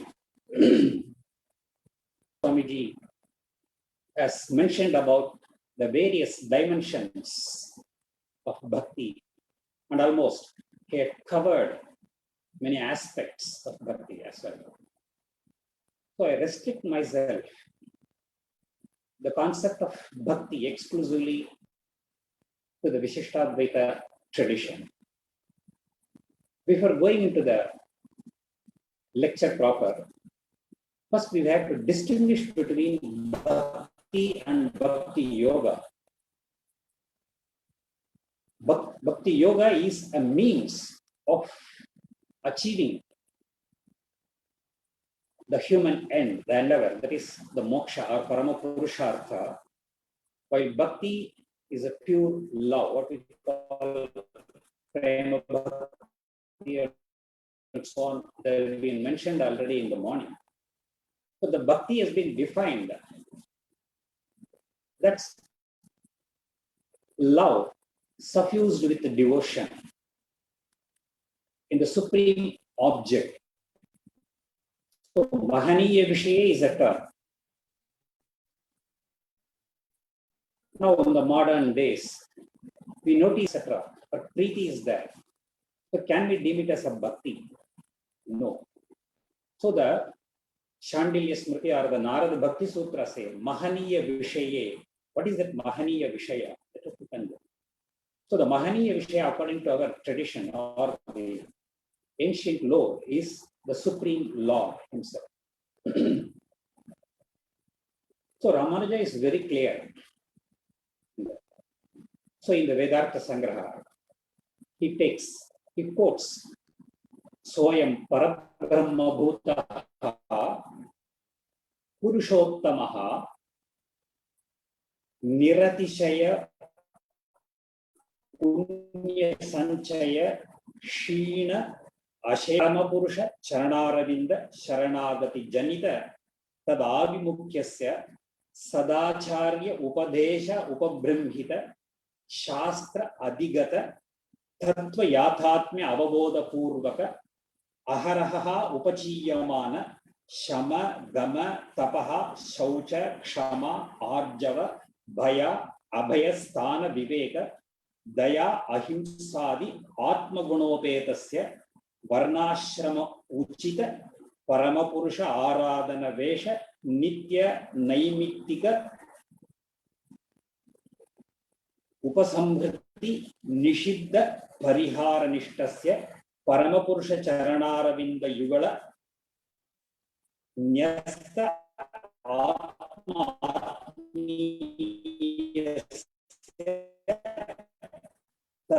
Bhakti Karita Anavarata Stuti Namas Shravana Vachana Dhyana Archana Pranamadi Prita Paramakarunika Purushottama Prasada Vidvasta Swanta Dvantasya Ananya Prayojana Anavarata Niratishaya Priya Vishadatama Pratyakshatapana Sudhyana Bhakti Eka Labhyaha. This is one sentence. I think the explanation of the sentence itself will consume the time given to me. Okay, whatever it is, this succinctly summarizes the concept of bhakti in the Ramanuja tradition. Now, as I said, bhakti and bhakti yoga. So how does bhakti is generated? Bhakti is not something, it is not a mere emotion or something like that. It is to be practiced. It involves training of one's will and intellect, to call it. The Upanishads declare that in order to achieve liberation, one has to meditate upon the cause of the universe. Kastu dhyeyaha, karanam tu dhyeyaha is a statement of the Upanishads. So in order to achieve the Parama Purushartha, one has to meditate upon the causal principle of the universe. And what is it? It is the Supreme Brahman. So the discussions are there in the Upanishads. And in the system of Ramanuja, the Supreme Reality is a personal God. That is Lord Sriman Narayana. Of course, the traditions differ in the name as Krishna and so on. So it is the Supreme God is to be achieved. And meditating upon that Supreme Reality, whether the Supreme Reality has a form or not, is also a question in the Upanishads, and both Sri Shankara Bhagavatpada as well as Sri Ramanuja, the discussion on this, and they quote extensively the commentaries on the Chandogya Upanishad, that is Vakyakara's commentary. Says Ramanuja, the text.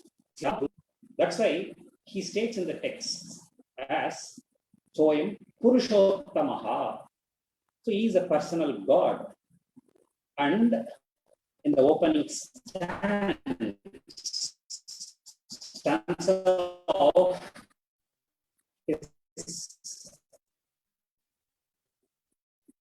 Sri Bhashya, he says, Akhila Bhuvana Janmastema Bhangadilile Pite Brahmani Srinivase Bhavatu Mama Parasmin Shemushi Bhakti Rupa. It's a beautiful verse. That's what summarizes this.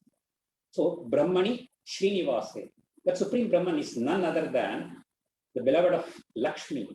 So they, in the Vishishtadvaita Sampradaya, the Supreme Reality is Shri Vishishta. He is not a single, he is a Shri Vishishta. He is along with Lakshmi always. So meditating upon this beatific form is one aspect that develops bhakti in that. So he says, and Parama Purusha Maha, Parama Purusha Charanaravindaha. And how do you get the knowledge of the Supreme Reality? I think in the morning, Acharya Shivatsa Swamiji spoke that beautifully, that the Sadacharya Sambandha. Because every tradition, they emphasizes on the Sadacharya Sambandha. So Ramanuja accordingly states, Sadacharya Upadesha Upabrimhita. And from the Upadesha or the instructions of the noble preceptor, one develops. And he says, Sadacharya Upadesha Upabrimhita Shastra Adigata Tattva Yathatmya Avabodha. So the Tattva is the reality. So from the instructions or the teachings of the preceptors, and he comes to understand the true nature of the Supreme Reality. And the Supreme Reality has a form. It is not only that, he has to know that Supreme Reality is constituted of the Ubaya Lingatva. Ramanuja would say this, Ubayalinga is Heya Pratyanika Kalyanika Tanatva. That the supreme reality is opposed to all imperfections and is associated with all noble qualities. And he has that divine form, what we call Divya Mangala Rupa. So meditating upon this form generates that. And not only that, Aharaha Upachiyamana Shama, Dama, Tapa, Shaucha, Kshama, Arjava, Baya, Abhaya, Sthana, Viveka, Daya, Ahimsa, Adi, Atma Gunopetaha. So, in order that bhakti may get generated in one's mind, these prerequisites are essential. So, bhakti cannot get generated for a person whose mind is filled with so many negative qualities. Of course, we see in the Bhagavad Gita on the 16th chapter as well. What are the asuric qualities, negative qualities? They cannot meditate upon this. So, from the instruction of the preceptor and after going through the Shastras, he develops what are these? Shama, Dhamma, Tapaha, Shaucha, Kshama, Arjava, Baya, Abhaya, Sthana, Viveka, Daya, Ahimsadi, Atma Gunopetaha. These self-qualities are very essential.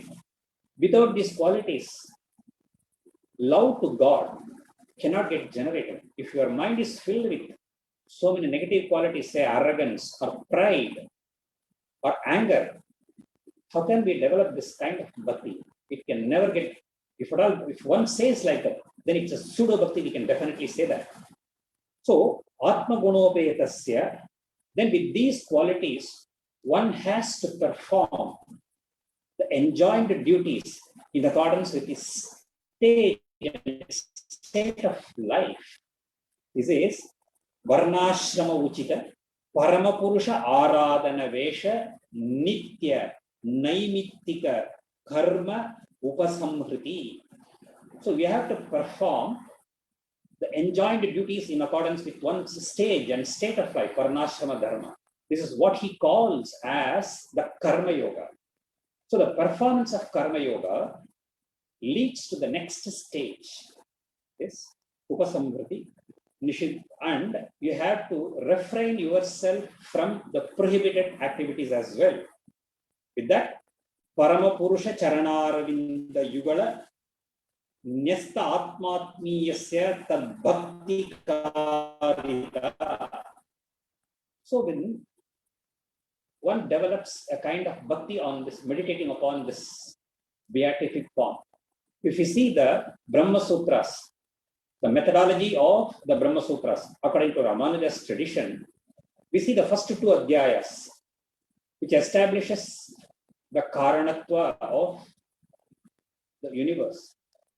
And from the third adhyaya and fourth adhyaya, the beginning of the third adhyaya, we say, the Vairagya Pada and Ubayalinga Pada, he says. So it describes the trammels that are experienced by the individual souls during his transmigratory existence. And in contrast to that, it describes the supreme nature of the Brahman. It is only to develop a kind of devotion toward the supreme reality.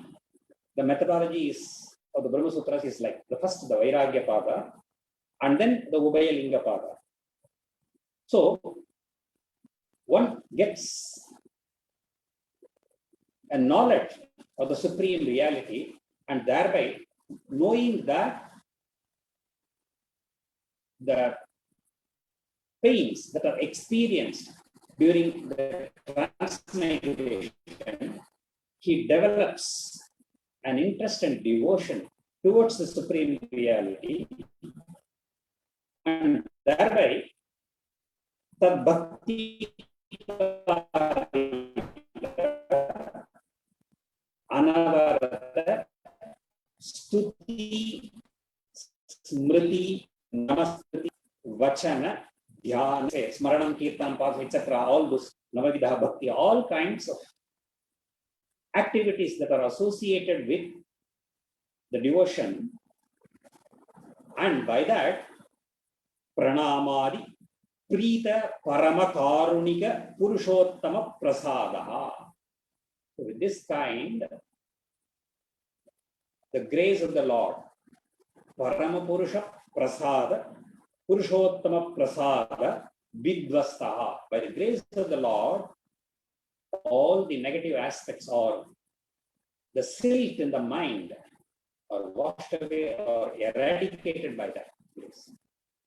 In this regard, Ramanuja quotes extensively from this, the Kathopanishad as well as the Mundakopanishad passage.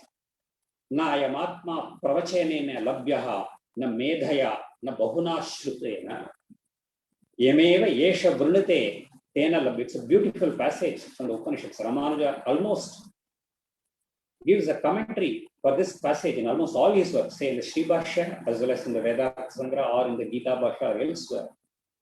They say, Ayam Atma pravachanena na labhyaha na medhaya na bahuna shrutena. So the Supreme Brahman or Supreme God cannot be attained by anyone as he likes. Then who can attain him? Yameva yesha vrunate tena varaniyaha, says Ramanuja. He chooses his devotee. The Supreme God chooses his devotee. Tena labhyaha, to him, he reveals his divine form. Tasya yeshaha vrunate tanum swam, says Ramanuja. So, Paramatmana varaniyaha, he is being chosen by the Supreme Lord. Whom does the Lord choose? And of course, the Gita says in the 9th chapter, Ananya Bhakti, he says, Bhaktya Vananyaya Shakyaha Aham Evam Vido Arjuna. By the supreme devotion alone, I am attainable. And whom does he choose? Of course, Gita also again says, Chaturvida Bhajante Mam Sukritino Arjuna. Devotion is there in everyone. In every case, the devotion is there. Arti Jijnasuhu, Artharti Jnanicha Bharatarashava. Devotees are different. The classification of devotees. Everybody is devoted, no doubt. You cannot doubt their devotion. But what is their aim for the devotion? Say, Arthi, Artharti. So, people aspire for so many things. I want wealth. I want this and that. Lord says, Udaraha sarva evaite. No doubt. Everybody is my devotee. There's no doubt about that. Of course, the element of bhakti is there in that. But who is dearer to me? He says, Udara sarva evaite. Jnani tu atmaiva me matam. So who is dearer to him? That Jnani. Why? What is the reason for that? The Lord himself states, Vasudeva sarvamiti sa mahatma sudurlavaha. So to him, everything is Lord to him. So whatever he thinks, he sees everything, every form as God. There is no other thought in his mind. So this kind of supreme devotion. So he says, Jnani tu atmaiva me matam. So I am dearer to him. And he is always meditating upon me. And me on my part, always think about him. So he is attracted. Tena varaniyaha. Such a devotee is being chosen by the Lord. And by him alone, he is attainable, says the Upanishad. Of course, the Vishishtadvaita tradition or in the philosophical aspect, and the Sri Vaishnava religion, its ontological aspect. There are many mystic saints, of course. I'm sure Dr. Ranganayaki will be speaking on this aspect, so I don't touch upon that. They say that nothing else is there in their mind. So this kind of devotion pleases the Lord.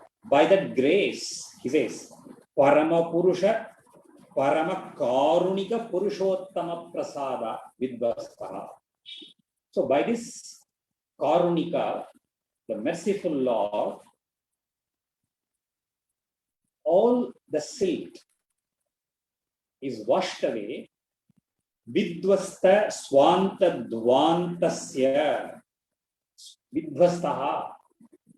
Swanta, the ignorance, or whatever the demerits are there, all of them are removed or eradicated, and the mind becomes pure. Once the mind is pure, naturally, the devotee develops an intense desire. And in the system of Ramanuja Bhakti, by achieving the goal, what is he going to do there? And what this bhakti is? Ramanuja repeatedly says, bhakti is not a mere activity. As I said, it is an intellectual exercise. Everywhere Ramanuja would say, bhakti rapi niratishaya ananya prayojana vaitrishnavaha jnana visheshaha. Bhakti is a specific kind of knowledge. I think again, this aspect has been explained by Shivatsa Goswami in the morning session as well. It is a specific kind of knowledge. This niratishaya priti, excessive love coupled with the devotion, ananya prayojana, without expecting any reward in return. So we see many people developing bhakti. So when you go to there, you offer something else for the benefit, for the favor you have gained from the Lord. Of course, it's about, as I said in the Gita, Chaturvida Bhajante Ma, it's also a kind of devotion. So Ramanuja is very specific in this. Ananya Prayojana, without expecting anything in return, purely this devotion is there, and which has a strong dislike to other things other than bhakti itself. Vaitrishnavaha. This vitrishna, where there is no trishna is there, or desire is there. So there is no desire for any other thing except devotion to the Supreme Lord. And this kind of jnana vishesha, this is a specific kind of knowledge. So bhakti is not a mere physical exercise. So it is a specific kind of knowledge as well. Everywhere Ramanuja would say, as I said, in the opening stanza of his Sri Bhashya, he says, Bhavato mam parasmin shemushi bhakti rupa. What is that shemushi bhakti rupa? The shemushi is a very beautiful expression that has been commented by the great commentators. An excellent expression. I think we have to search whether anybody has used this expression in any of the Sanskrit texts or in philosophical treatises, whether this shemushi shabda is there. Ramanuja coins the expression as shemushi bhakti.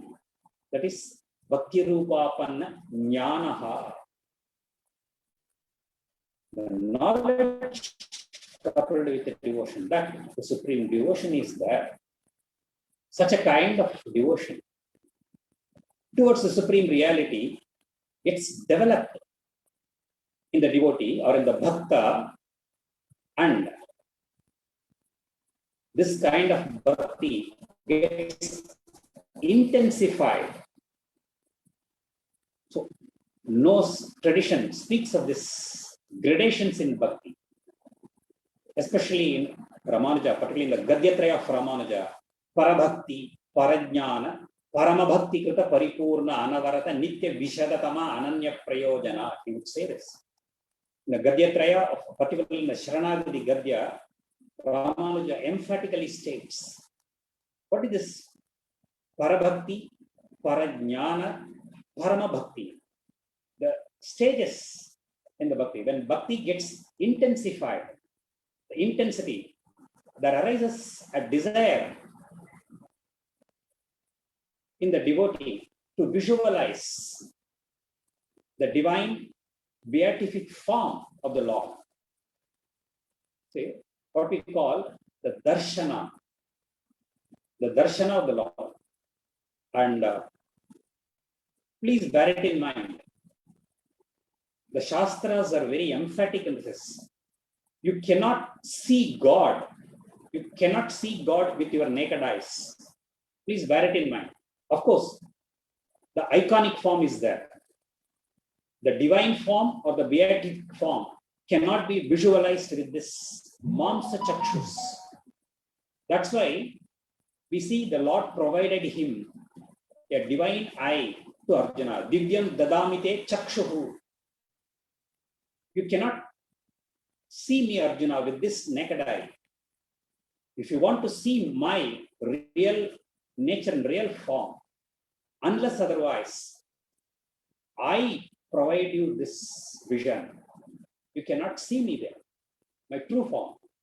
So he says, Divyam dadamite chakshuhu. And when the divine vision was provided to him, that wonderful form was visualized by Arjuna.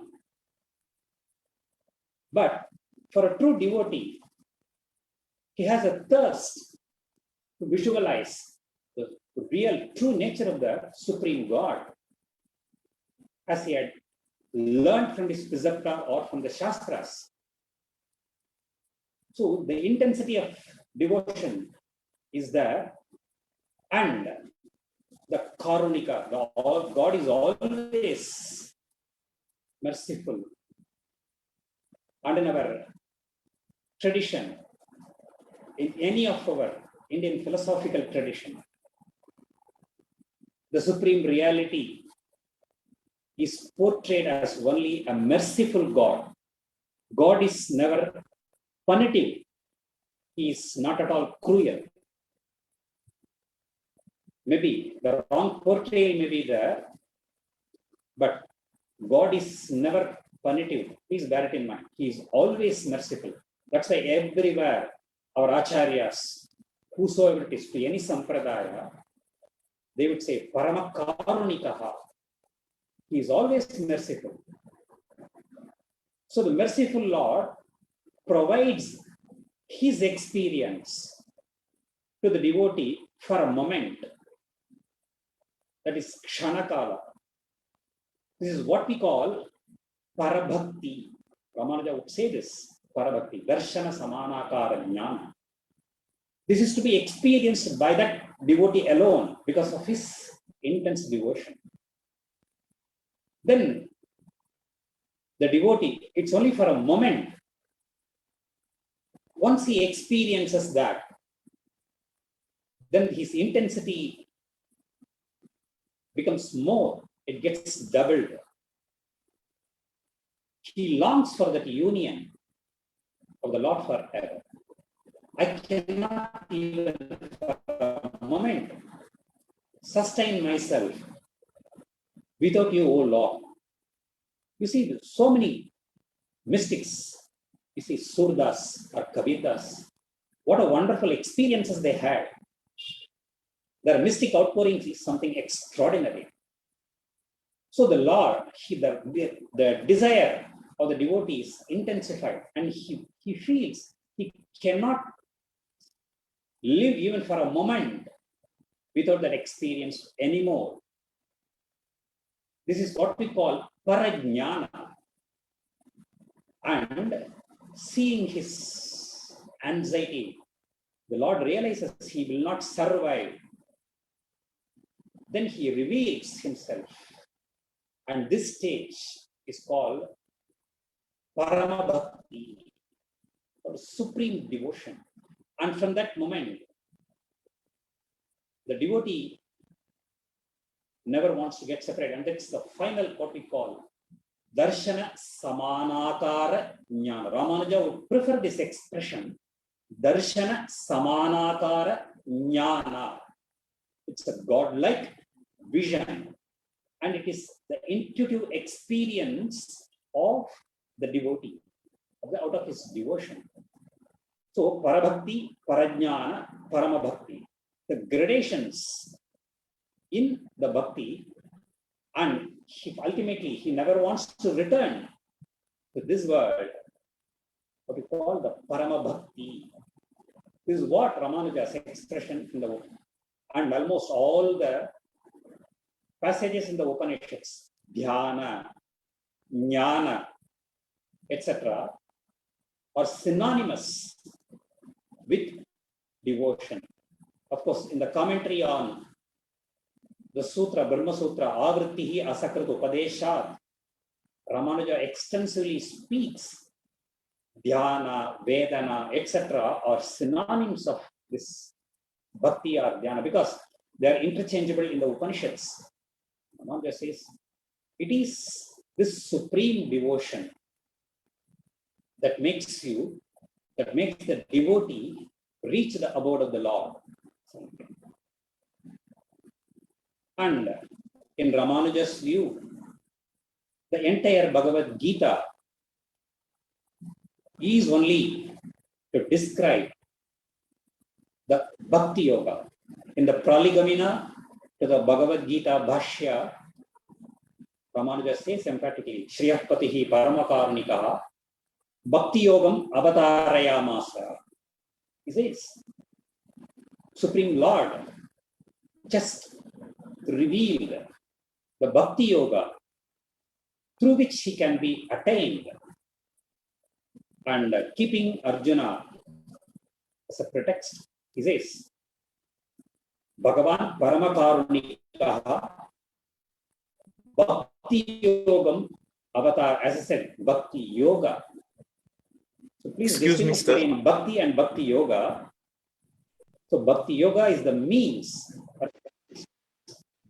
Yes, sir. Excuse me, sir. Sorry to disturb. How long I can speak? You have only 2 to 3 minutes to conclude your paper. I'm sorry. Yeah. We are I'm behind the time. Sorry. Of course, there are other steps for the generation of Bhakti. It has been established and explained in the Sadhana Saptaka Janya Viveka Vimoka Kalyana Sadhana Dasha, etc., etc. And this is to be achieved and so on. So this kind of supreme bhakti in the scheme of Ramanuja is something extraordinary. This is the point I wanted to emphasize on this. And of course, I thank the organizers of the seminar, and I thank everyone for the opportunity, and I congratulate for the selection of the team, particularly Dr. Shakuntala, Dr. Ferdinand, and all others. And now I will be happy to interact with any of the participants. Any doubt, if I know, I will clarify this. Thank you. Thank you, sir. Thank you for presenting your research on Bhakti in Vishishtadvaita tradition. Now the session is open for discussion.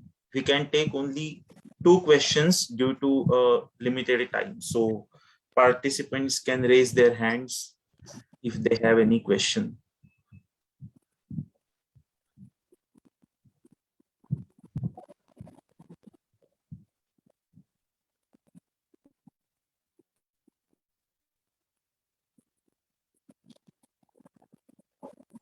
Can you explain them and how to raise them? Maybe we have to always tell them. Okay. There is a reaction button. So in the reaction button, there is an option to raise the hand.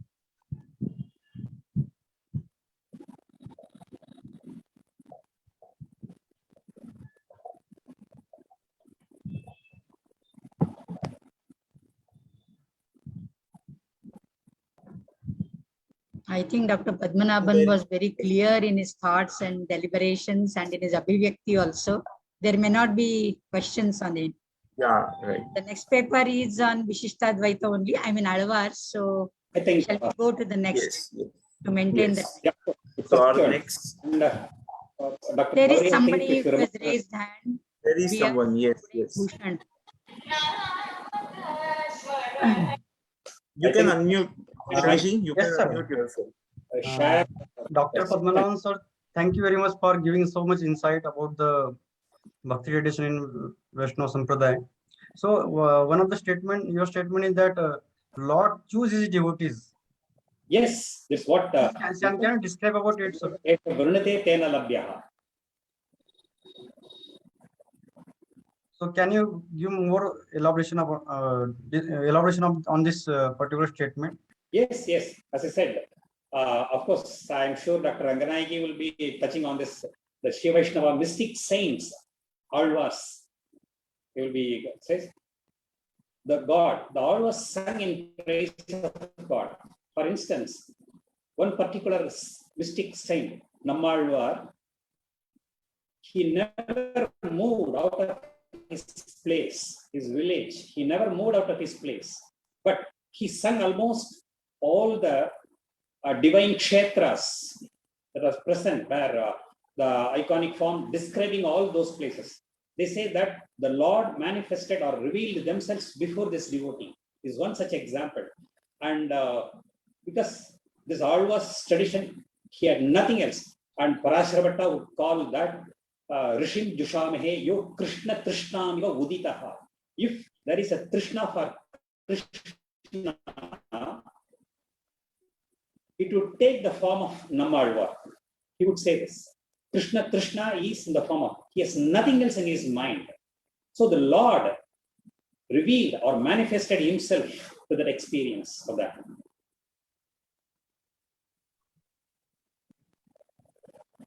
Thank you, sir. Now our next speaker is Dr. Ranganayaki Krishnan. She is visiting faculty in the Department of Sanskrit, University of Mumbai. Dr. Ranganayaki Krishnan, since several years, has been guiding genuinely interested seekers for learning and chanting various stotras and shlokas. These include Vishnu Sahasranam, Bhaja Govindam, Bhagavad Gita, Durga Saptashati, bhajans, etc. She is currently sharing knowledge to her students on stutis from the Bhagavatam. Listeners have acknowledged that their perception of life has been transformed to a higher level. They have found a purpose of life mainly to purify and elevate oneself. It needs mention here that she has done her PhD from the University of Mumbai on Prarabdha, an aspect of karma as envisaged in the 18 Mahapuranas and the Mahabharata. She considers sharing knowledge as her service to God. Her topic of presentation is Bhakti in Alvar hymns. I request her to start her presentation. Dr. Ranganayaki.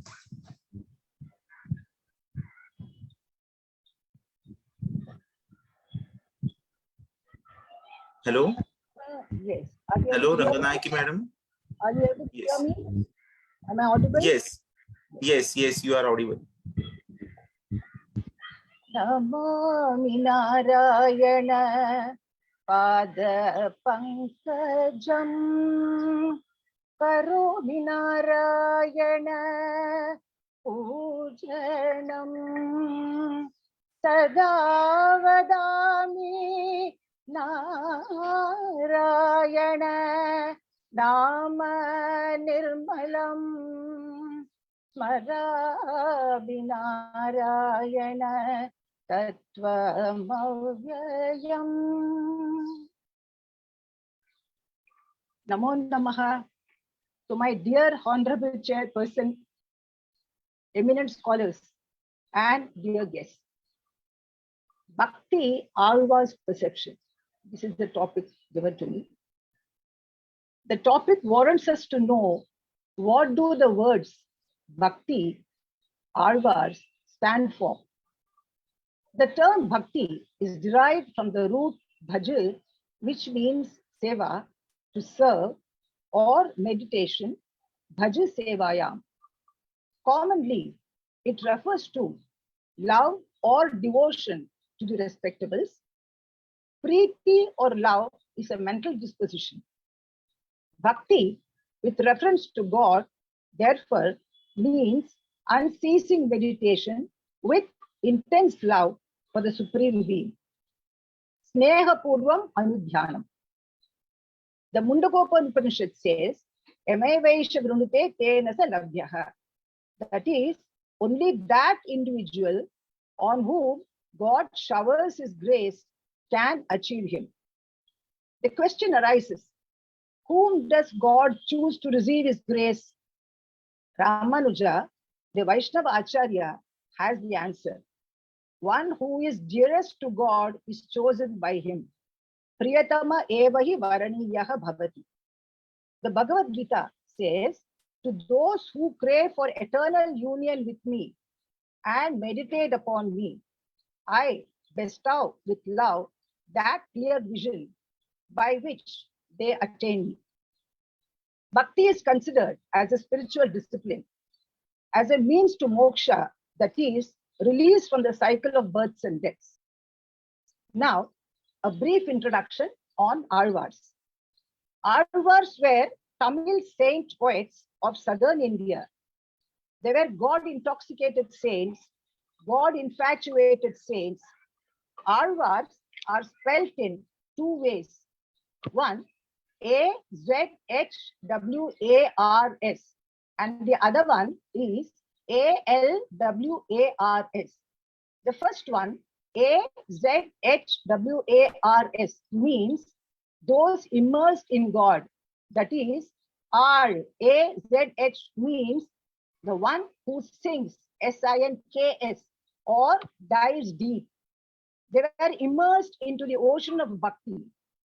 What were they doing there? They were contemplating upon the innumerable auspicious qualities, Kalyana Gunas, of their dear God. To quote some of these Kalyana Gunas, as stated by Ramanujacharya in his Sharanagati Gadyam, Swabhavika Anavadika Jnana Bala Atishaya Jnana Bala Aishwarya Virya Sakti Seja Saushilya Vatsalya Mardava Arjava Sauharda Samya Karunya Madhurya Gambhirya Audharya Chaturya Stairya Dhairya Shaurya Parakrama Satya Kama Satya Sankalpa Krititva Kritignyata Adi Asankhyeya Kalyana Guna Gaunagha Maharnava. Intelligence, strength, lordship, valor, ability, unwearied energy, easy accessibility to all and sundry, love, gentleness, straightforwardness, goodwill to all, freedom from partiality, compassion, sweetness, profoundness, generosity, adroitness, firmness, fortitude, fearlessness, prowess, the eternal possession of all objects of desire, the ability to carry out all resolves, helpfulness, and gratitude. The great ocean of innumerable auspicious qualities, infinite and unsurpassed. The Alvars were contemplating upon those innumerable qualities in the ocean of bhakti. Being overwhelmed by insatiate longing or incessant communication with their Lord, they were unable to withdraw from such contemplation. Now, the second expression, Alvars, would mean A-L-W-A-R-S. That would mean one who rules over. A-L, Al means to rule. They ruled over God's love with their unflinching devotion. That is, their love won their God's heart with their pure service to him. Alvars were exemplary devotees of Lord Vishnu. The Alvars identified with their Lord as his servant, friend, beloved, wife, teacher, even as mother, sometimes, etc. The Alvars were blessed with spiritual insight and deep love for God. Alvars were 12. Koige Alvar, Bhutat Alvar, Peyalvar, Kulashekara Alvar, Nammalvar, Madurakavi Alvar, Periyalvar, Andal, Tiruvalisai Alvar, Tondararipudi Alvar, Tirupannalvar, Tirumangayalvar. The Alvars, in their divine joy, have sung hymns called Pasurams. These compositions are compiled into 4,000 verses, divine hymns called Nalayana Divya Prabandham. The Pasurams are outpourings burst out of their hearts while they experienced directly the majesty and grandeur of the Supreme Being. The divine hymns describe the supreme reality, the Parabrahman, as well as the avatars, the incarnations, the deities of the 108 temple abodes or Divya Desams. Some of the important topics covered are the nature of the ultimate reality, Narayana as Paratattva, the theory of goddess Shri as inseparable from Narayana, his divine attributes, the cosmic functions of God, the nature of the individual self, human bondage and freedom of the soul, the longing of the soul for divine communion, the concept of bhakti, bhakti yoga, the theory of prapatti, that is total self-surrender as direct means to moksha, the concept of grace, the concept of kainkarya, that is service to God, the nature of spiritual goal, the concept of paramapada, etc. Some of them sang spontaneously and in ecstasy when they had the vision of the formless effulgence. Some others composed in praise of his beautiful form or his attributes and his different manifestations in forms and shapes in the universe. A few others condensed the philosophy of the Upanishads in flowing verses. The Alvars practiced and surrendered to his will as the sole means of attaining salvation. They saw him everywhere and in everything. An ardent longing for a direct vision of God is the predominant theme of the hymns of Alvars. Now, let us try to understand the modes of MODS, the modes of Alvars Bhakti through their hymns. One, the first mode, viewing the Lord in relation as a friend, child, mother, father, beloved, master, etc. Nammalvar and Tirumangayalvar experience God by assuming the role of the consort of God, Nayaki, who is separated temporarily from her beloved Lord and convey the pangs of separation. Nammalvar becomes the consort, Parankusha Nayaki, whereas Tirumangayalvar poses as Parakala Nayaki, as God's consort. Periyalvar takes the role of Yashoda, the foster mother of Krishna, to enjoy his deeds. He also takes the guise of Dasharatha, the father of Rama, and conveys his devotional feelings to the Lord. Andal, the only female mystic, imagines herself as a milkmaid in love with God Krishna.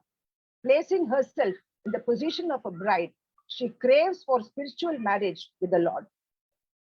Tradition says that Nammalvar fell into a trance when child Krishna was punished by Mother Yashoda for stealing freshly churned butter, as he could not withstand the Paramatma, the supreme ruler, subjecting himself to be tied with a rope to a mortar by a human being. Nammalvar was reveling on the Saulabhya Guna, easy accessibility of his Lord. Then he pours out his pangs of separation and appeals for communion.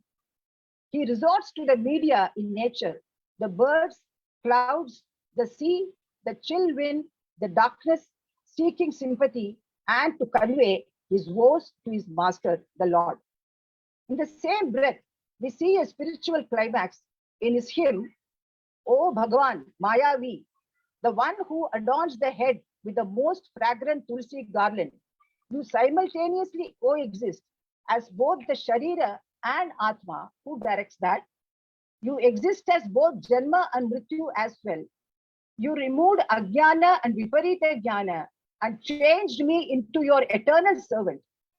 Why, my dear father? I apprehend that you are planning to desert me in this ocean of samsara. Please have mercy on me. Kulashekara Alvar forces himself as Devaki, Krishna's mother, and pours out his grief for not being able to enjoy the infant Krishna. What an unfortunate mother I am that I could not sing the lullabies of my dear child, to have not witnessed the delightful gestures of the baby that were enjoyed by the foster father Nandagopa and foster mother Yashoda. Kulashekara also sings lullaby to Rama. Then he becomes Dasharatha and bemoans Rama's departure to the forest.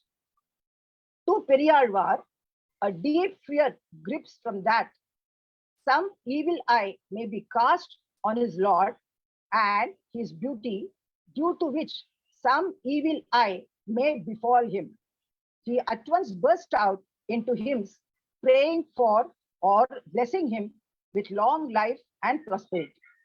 Pallandu pallandu pallayirattandu pala kodi noorayam Mallandatin dol manivanna un sevadi sevidirukkaappu. It goes. Many thousands of years, may the beauty of your ruddy feet be protected unhurt. Andal's poems is Krishna Prema. Her songs portray her deep devotion to the Lord, the pangs of separation, which became unbearable to her, and how she sought the help of birds and beasts and even the elements to convey her sense of separation and longing for her Lord. Now, the second mode, viewing the Lord in objects and his other creations. Nammalvar saw God in everything: the food for appeasing, the water to quench the thirst, and the beetle leaf to satisfy his pleasure. He sings that if a herd of cattle goes along, he would follow it, saying, "My Lord is here." The sight of butter would remind him of his Lord Krishna, and he would shout, "Here is what my Lord ate." The sight of a snake reminds him of Adishesha, and he sings, "Here is his bed." The sound of a flute would drive him into a trance as, "Yonder is my Madhava. I and mine have completely yielded to thou and thine." In all creations, he sees the signs and symptoms of separation. The flickering flame of the dying lamp displays to the Alvar its deep sense of sorrow at being separated from the Lord.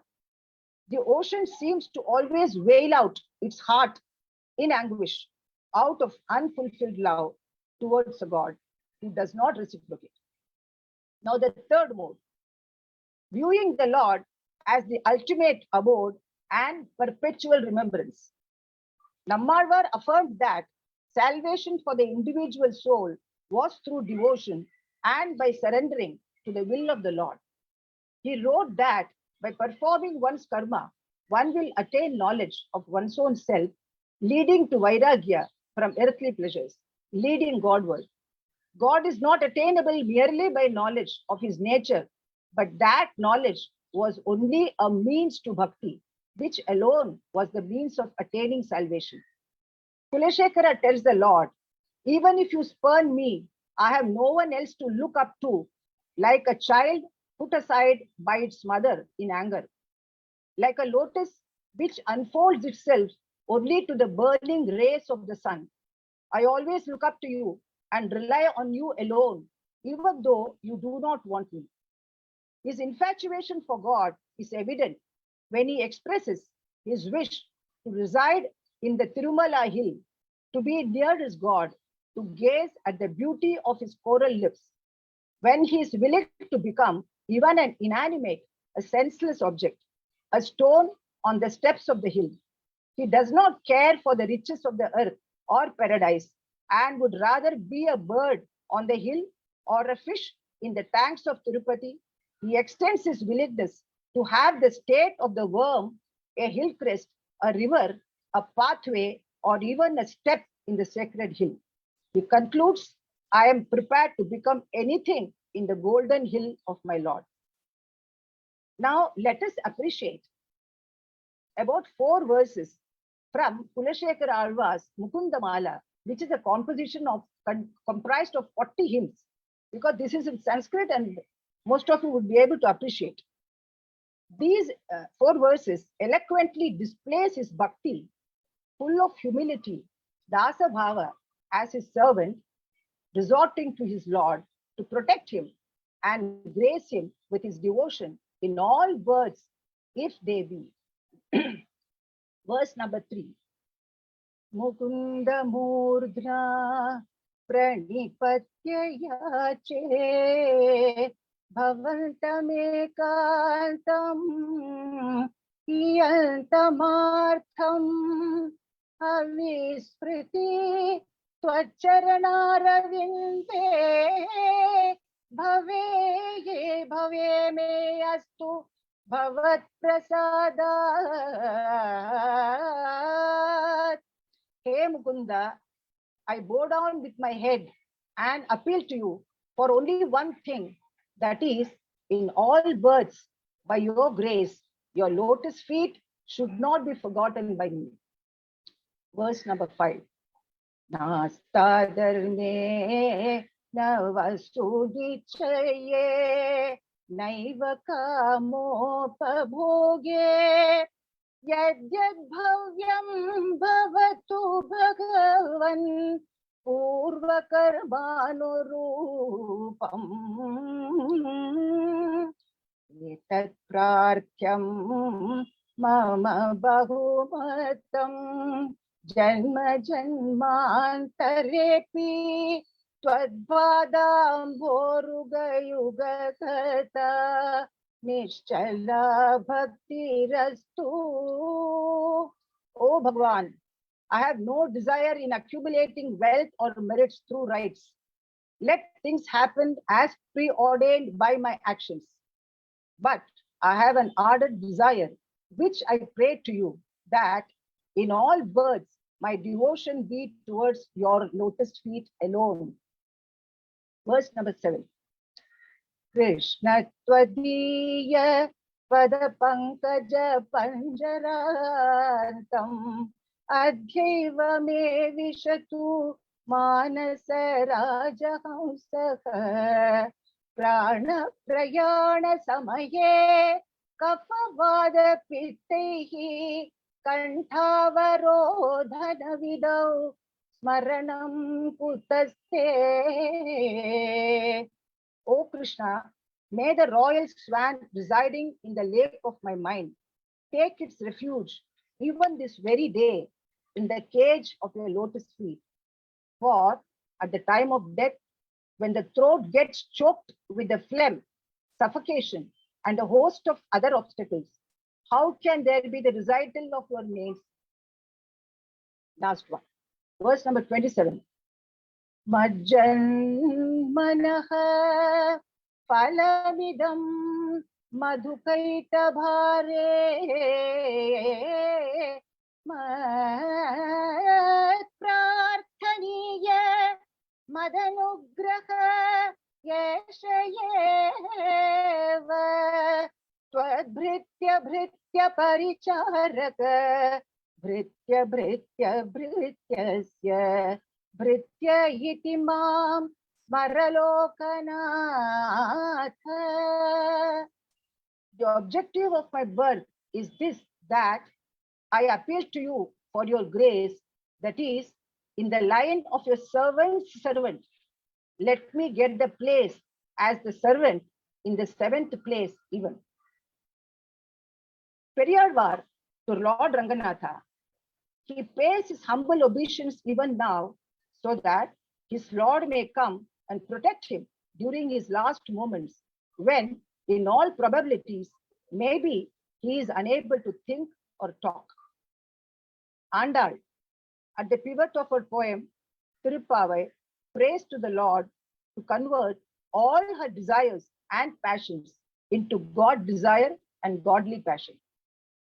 Tondaradi Pudiyalvar says, even if the power or joy of ruling heaven is given to me, I would not welcome in comparison to my joy of bhakti to you, even here, as being experienced by me. Now, the fourth mode of bhakti, total surrender. Periyar said me and have placed myself within you. Nammalvar says, he stood on a hill, sat in Paramapada, laid himself down in the sea of great waves, Shirabdi. All that was before I was born. Now that great Lord with wonderful powers, who is Ananta Shayana, reclining on Adishesha, who is Adi Bhuta, who is Madhava, stands, sits, and lies down, all within my heart. Periyar expresses similar thoughts. He is excited about the fact that the Lord has taken his seat within him and how fondly he has come and settled in his heart after rejecting and renouncing his glorious bed in the midst of the cool ocean and his soft couch in the shape of Adishesha. Andal manifests her craving for a spiritual union with the Lord. She was finally blessed by this divine experience. Philosophically, the individual soul being reunited with God. Tirupannalvar sings, these eyes having seen the Lord, let them not see anything else. He then merges with the Lord. Tirumangayalvar, in the concluding decade of his hymns, presents a graphic description of the unbearable suffering of the individual trapped in the cycle of births and deaths. He cites several illustrations to stress upon the dimension of the human bondage, such as he compares the life to the minds of folks sailing on the boat tossed about by the storm in the midst of the ocean, to the folks living in a house infested with cobras, etc. The Alvar appeals to God and prays to grace him with liberation from bondage and grant him an opportunity to render eternal service. One would derive the following 4 stages of bhakti from the Alvar's hymns. Of course, this was well explained by Dr. Padmanabhan earlier, but since I have written down, it becomes important for me to repeat. The first stage is the normal bhakti, bhakti or loving devotion to God. The second stage comes para bhakti, a higher form of bhakti, that is, when bhakti has reached a stage of perfection to something similar to the vision of God. The third stage is parajnana, para bhakti when intensified with desire and determination to see the Lord fully. In response to the ardent appeals, the Supreme Being blesses the devotee with an occasional glimpse for a very short duration. These occasional glimpses cause joy during communion and anguish during separation. The fourth stage is Parama Bhakti, when the devotee appeals to grant him everlasting perfect devotion of God. This is the climax of bhakti, leading to the direct comprehensive, eternal communion with God. Ramanujacharya in his Sharanagati Gadyam prays to God while observing Sharanagati to grant him Parabhakti, Parajnana, and Paramabhakti. The hymns of the Alvars have emphasized upon the importance of Prapatti. Prapatti is Atma Nikshepa or Bharanyasa, that is, to place the burden of protection of self in the care of Lord. It is also known as Sharanagati or seeking God as the sole refuge. An individual who wishes to undertake Prapatti should be an ardent devotee of God. Even after he has observed it, he needs bhakti to perform the divine service, that is Kainkarya, which is a moral duty for a Prapanna. Now, the 6 accessories of Prapatti. 1. Anukulyasya Sankalpa, a determined will on the part of the aspirant to perform only such acts as would please God. 2. Pratikulyasya Varjanam, to refrain from acts that would cause displeasure to God. 3. Rakshishyati iti Mahavishwasaha, absolute and unshakable faith in God as the sole protector. 4. Goptritva Varanam, to make a request to God for seeking his protection. Fifth, karpanyam, feeling of humility arising from the helplessness of an individual in resorting to other means of salvation. Last one is atmanikshepana, entrusting the burden of protecting the individual self to the care of God. In all the hymns, be it of any dimension, the essence is surrender. The Alvars cannot remain in separation or without the thought of their loving God, sometimes appealing, pleading, requesting, taking liberty of chiding, sometimes giving ultimatum. All expressions that their beloved Lord should never go away from the Alvars. Prapatti, Sharanagati, total surrender to their loving God is the key message in Alvars. With this, I end my paper. Namo Namah. Hari Om.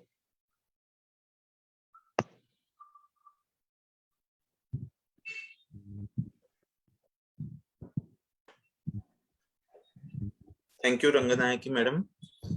Paper is open for discussion. You can raise your hand if you have any question. There is a reaction button. In reaction button, there is an option to raise the hand. So, yes, Deepak ji has a question. Yes, Deepak ji, please unmute yourself and ask. Yeah. Good evening, madam. Namaste. Namaste to you. Excellent explanation. I have no question. Very beautifully explained. Thank you very much.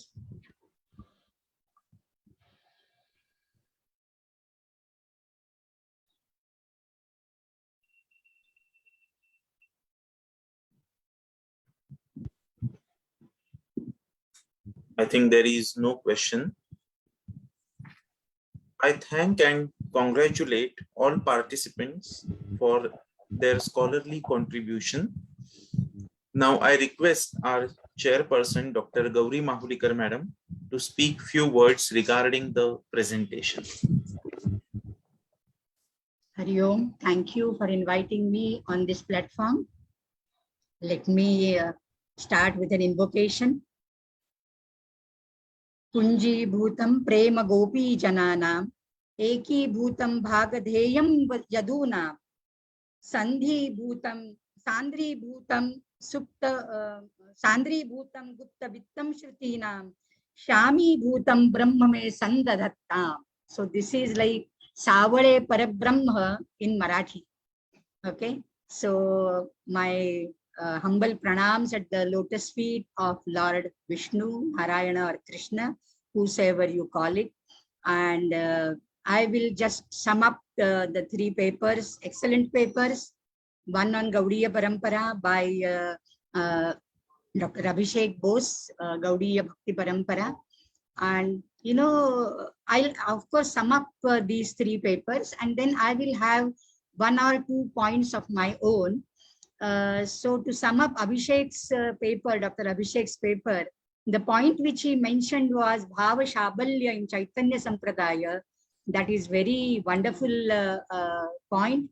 And secondly, the saints or the monks or the merchants, householders, women, poets, philosophers, performing artists. So there is a whole lot of heterogeneity of people in this sampradaya who are admitted, and this gives more importance to the performance, the kirtana, the sankirtana, and Krishna prem mein pagal ho jana, divana ho jana, Meera Bavari. So this was very wonderfully brought out by him. I am reminded of Gita Govinda for this particular aspect. You know, this is also performing art. Radha Krishna and the gopis, the so many sakhis, so many different bhavas of the gopis for Krishna. There is Khandita Naika, there is Abhisarika, there is Vasaka Sajja, and so many different emotions becoming one with the highest Lord. And all these gopis would represent, you know, like you and me, the individual souls, and there is Shri Krishna Paramatma standing there and luring all of us with his divine notes on flute. So it was really wonderful, Abhishek ji. And there was one point of that mercantile, that like give and take bargain. Is there a bargain? Bhagavad Gita says, Ye yatha mam prapadyante tans tathaiva bhajamyaham. So the people who approach me in whichever manner, in the same manner, I pay them back. I reciprocate to them. So I think there is this give and take in bhakti. And of course, in the Vaishnava Sampradaya, there is Sharanagati, there is Marjara Bhakti, there is Markata Bhakti, there is Makara Bhakti. So many types of bhaktis are there. And it was wonderfully brought out by Dr. Padmanabhan and my own student, Dr. Ranganayaki.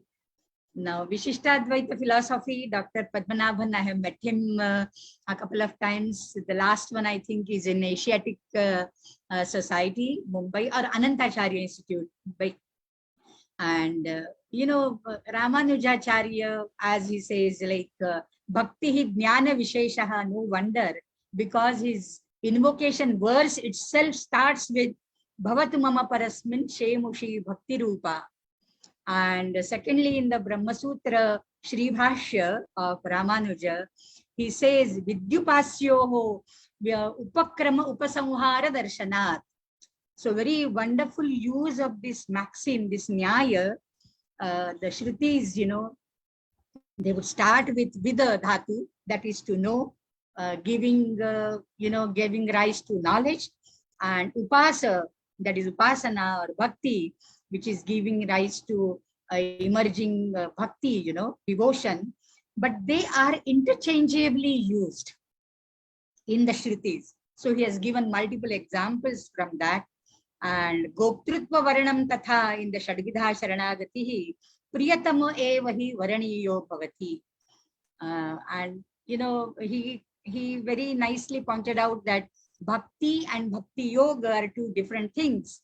I feel there is sadhya sadhana bhava. Bhakti yoga is the sadhana, a means, a device, as he said, and bhakti is the sadhya, the culmination, which is the goal for us all to achieve it. And the bhakti, the sharanagati, that has been discussed by Ranganayaki also.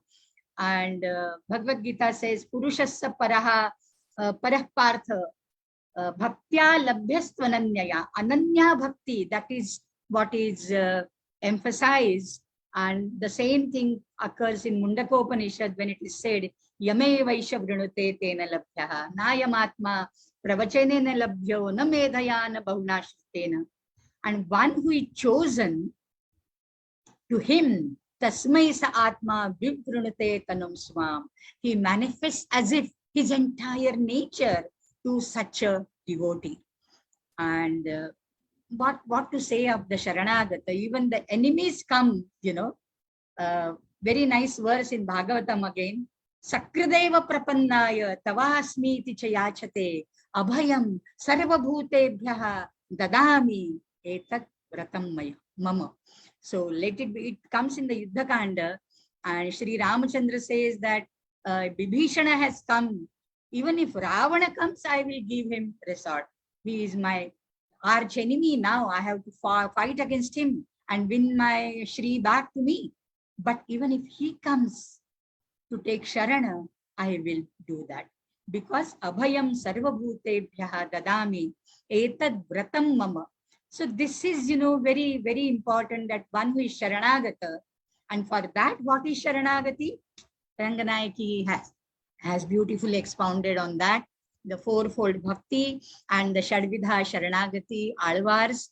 Her name herself is Ranganayaki, who is Andal. What to talk? Recently, we had Markali in Tamil Nadu, on every crossroad, in every nook and corner, there are Pausurams, especially of Andal Ranganayaki, recited and sung, and famous artists without any, without any ado, without any like Manadhanam, honorarium, and this and that. It is just a seva in which manner they present themselves, with the bhajans on the crossroads and all. And very beautifully, she pointed out the subtle difference between Alvars with Z and Alvar with L. So that was again very wonderfully brought out by her. Now, let me come back to my own thoughts on this Bhakti in Vaishnava tradition. Of course, Bhakti, Bhaja Sevayam, the root itself has you can say underlying duality in it. So for Advaitins, it won't be admissible in a way. But as Madhusudana Saraswati himself says,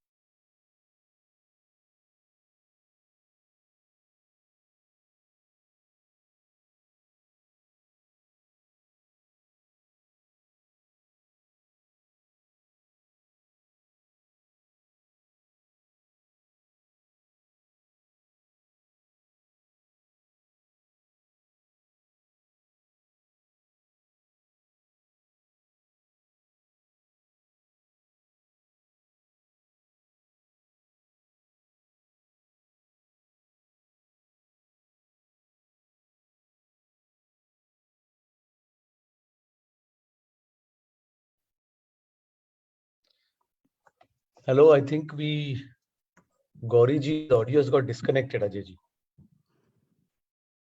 Yes, right. Maybe there is some internet issue. But I can see her in participants list.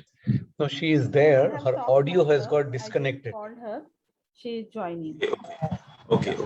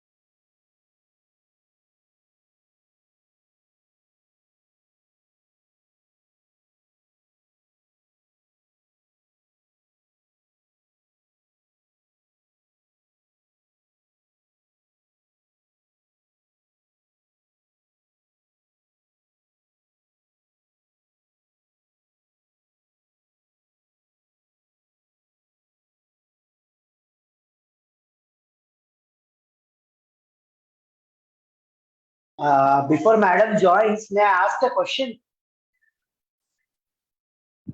So to keep the session live, Yes, may please. I ask a question? Yes. Dr. Ranganayaki, Madam. Yes, I'm there. Yeah, namaskar. Namaskaram. I wanted to ask, other than Kulashekar Alvar, are all the Alvars only they were devoted to Krishna, or do you find Rama being praised by Alvars? Basically, Lord Narayana, Sriman Narayana, but then they're all avatars, Krishna, Rama, they're all avatars. So they are. But then their focus, because everything is like Andal. Andal has, she was Krishna Bhakta, right? She never imagined to be cross her limits and be said that I will want to marry. She wanted to become a gopi. She did not want to become Sita. Getting what I wanted to convey to you. That yearning, that feeling of bhakti.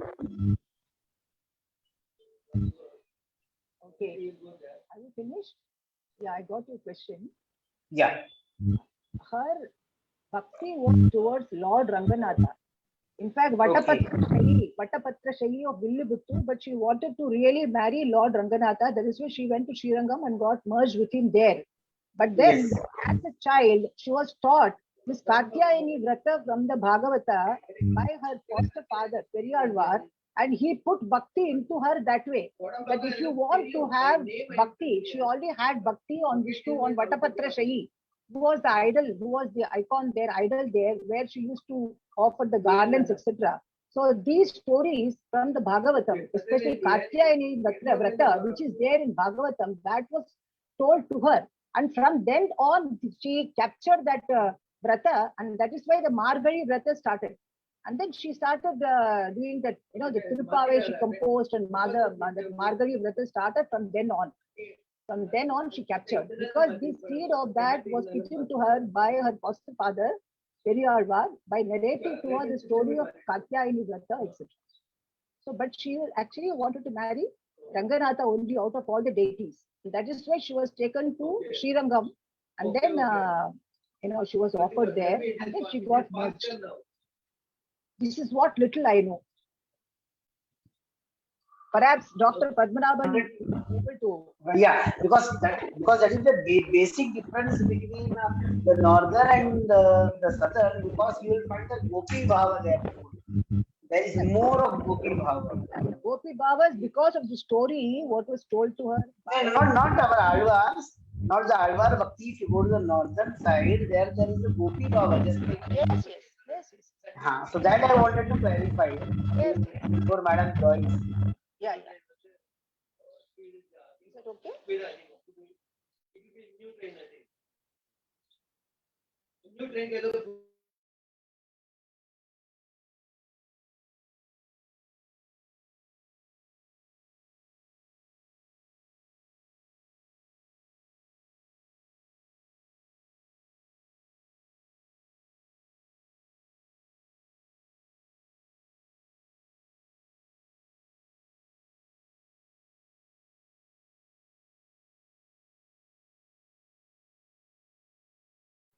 Yes, madam is with us.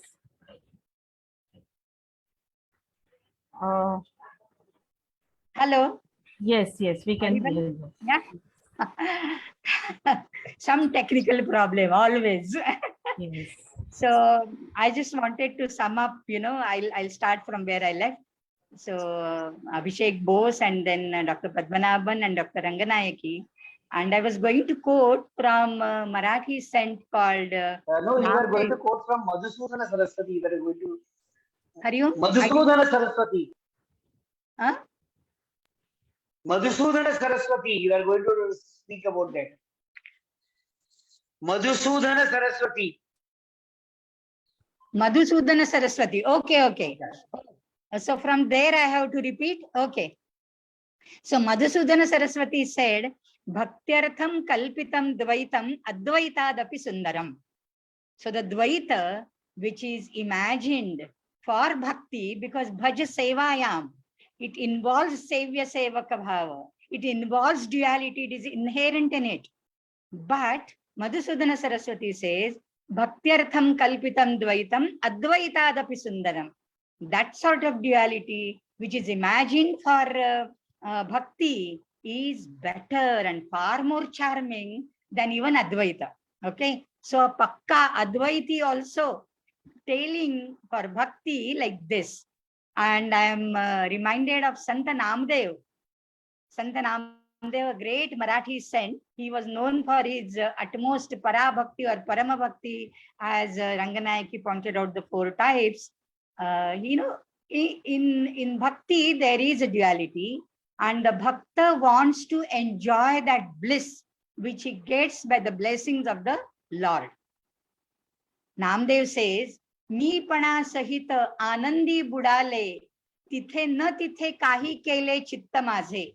मी पणा सहित, along with my ahankara, my manas, my mind got immersed, got dissolved in him. And nama mane ek urali vasana. I have only one wish now. Namadev says, nama mane ek urali vasana, Swami sevakapana dei maja. Swami, you are my Swami, and I am your sevaka, I am dasa. So please give me that blessing that I will ever remain in your servitude. Isn't it Kainkariya? Isn't it Kainkariya of Ramanuja? So, all these Vaishnava saints, they have a similar type of ideology that bhakti, whatever they want, and whatever they desire, it's far more charming than the Advaita, than the Jnana. And therefore, please confer upon me that servitude. Let me be your dasa, dasanudasa. So that is how this Namadev says. And then I am just going to take you briefly, because I am also very fascinated by this theme of Bhakti in Vaishnava tradition. So I thought, that I will take you to Sri Hari Bhakti Vilasa. It has given 3 types of Bhakti, and Uttama Bhakta, Madhyama Bhakta, and Prakrita Bhakta. Uttama Bhakta is one who is defined as Jnatva Jnatvathayo Vaimam Yavan Yaschasmi Adrishaha Bhajantyane Bhavena Teme Bhakta Tamamataha. As I am, what is my scope? What are my limitations? All this he knows, and after knowing, this is Jnanottara Bhakti. So Jnatva Jnatvatha yo Vaimam Yavan Yaschasmi Adrishaha Bhajanti Anena Bhavena Teme Bhakta Tamamataha. Arto Jidnyasurartharthi Jnani cha Bharatarshabha Tesham Jnani Nitya Yuktaha. Bhagavad Gita also says that Jnani Bhakta is Parama Priya to me. So this is the Uttama Bhakta Lakshana. We can't be Uttama Bhakta. We can't be Madhyama at least. Who is Madhyama? Ishvare tadadhineva balisheshu dvishatsucha prema maitri kripa upeksha yah karoti samadhyamaha. Very beautifully it has been stated in Hari Bhakti Vilasa. Ishvare prema. In Ishvara, you have to exhibit, manifest your prema, your love, your loving devotion. Tadadhine, one who is dependent upon Ishvara, for him you should have Maitri Bhava. Then Balisheshu, those who are yet ignorant, yet they have to, attain that much maturity. They are just learning, they are internees. For them, Kripa, you must be compassionate towards them. You must help them. You must assist them wherever, whenever they need your help. And Dvishatsu, it is Upeksha, just neglect. This is exactly the point in Gaudiya Sampradaya, that they worship all the bhaktas of Ishvara, not only Ishvara, because Ishvare tadadhine cha, and therefore Chaitanya Mahaprabhu is worshipped. Even Vishwanatha Thakurji is worshipped. Sanatana Goswami is worshipped. So all these paramparas, they have come from Tad adhine maitra and prema. Balisheshu kripa. You take compassion, you take mercy, pity on them, and teach them, educate them, train them. And Vishatsu upeksha, just neglect them. Jagada mat karo. Don't have any debates with them. Don't deliberate with them. Just let them go. This is Madhyama Bhakta. And the Prakrita Bhakta is Archayameva Haraye. Pujam Yashraddhaya Ihate. He is involved only in the Harer Namaiva Kevalam. Only Archa. He doesn't have any time to eulogize, to glorify, to worship the Bhakta Shreshthas of Ishvara. Archayameva Haraye. Pujam Yashraddhaya. He has all Shraddha. Pujam Yaha Shraddhaya Ihate. Natad Bhakteshu. But he doesn't care for the Bhakta. Nachanyeshu, and not for any other people, not even the Lanchanas. See, once you adore Vishnu, the Vishnu Lanchanas also become adorable. The Shankha, Chakra, Gada, Padma, the Garuda, everything becomes adorable, isn't it? Shri, of course, is consort. She is adorable. Natad Bhakteshu, Nachanyeshu, Sabhaktaha, Prakrita Smritaha. He is the lowest type of Bhakta. So we have to decide in the Vaishnava Bhakti Sampradaya, which sort of bhakti we want to inculcate and imbibe in us. Are we just, the Prakrita Bhakta, worshipping only the Ishvara and not his Shishyas, not Vyasa Maharshi, not Shukadeva, not Chaitanya Mahaprabhu, not Ramanujacharya, not Madhvacharya, not Vallabhacharya, Nimbarkacharya and others? Or we want to do that and be Madhyama Bhakta, and then slowly we can transcend to the Uttama or Jnani Bhakta. Of course, I heard Gaur Gopal Dasji, Prabhuji as well, and Bhakti Rasamrita Sindhu of Rupa Goswami. I have also briefed to a certain extent Ujjwala Neelamani as well, and that is, the consort Bhakti, we can say, Radha Krishna Bhakti, we can say. So Swarupa Gata Sukha is Bhakti. Swarupa Gata Sukha is Bhakti. And Bhakti Rasamrita, the Samasa could be split as Bhakti Rasaha Eva Amritam or Bhakti Rasasya Amritam. You choose. I feel Bhakti Rasaha Eva Amritam, that is more, charming. The metaphorical meaning of that. Bhakti Rasa itself, that is Rupaka Alankara, that itself is nectarian for us. It is the nectar, and it is an ocean of that nectar of Bhakti Rasa. So I think this is alternative and sustainable, what you can say, path, Bhakti Marga as a device. And this Prema Bhakti culminating into Prema Bhakti, starting with Shraddha, starting with Samanya Bhakti and culminating into the Prema Bhakti or culminating into the Parama Bhakti, as Ranganayaki said. This is the aim of the Vaishnava Sampradaya. So I tried to sum up the findings of the three speakers and plus add a few more points on my own. I congratulate the Department of Sanskrit, the Stockholm University, and the Bhakti Vedanta Research Institute. All three of them together, they have organized a very wonderful international conference. I wish them all the best for the next 2 days. And thank you again. Hari Om. Dhanyavada. Thank you, Dr. Mahulikar Madam, for your valuable remarks. Now, I request Dr. Suchitra Tajne Madam to propose the vote of thanks. Dr. Suchitra Tajne Madam. Can you hear? Namo Namah, Madam. Yes, Madam. Good afternoon. I, Dr. Suchitra Tajne, is here to propose a vote of thanks of the first day academic session of International Conference. I, on behalf of Department of Sanskrit, University of Mumbai, in collaboration with Stockholm University, Sweden, and Bhakti Vedanta Research Center, Mumbai, take this privilege to vote of thanks. We all have spent here together the wonderful time over the past hours, which has been so enriching and enjoyable. It is my duty to express the gratitude and say thanks to all those people who have made this possible. First of all, I would like to propose hearty vote of thanks to our chairperson, Dr. Gauri Mahulikar Madam, for gracing today's seminar.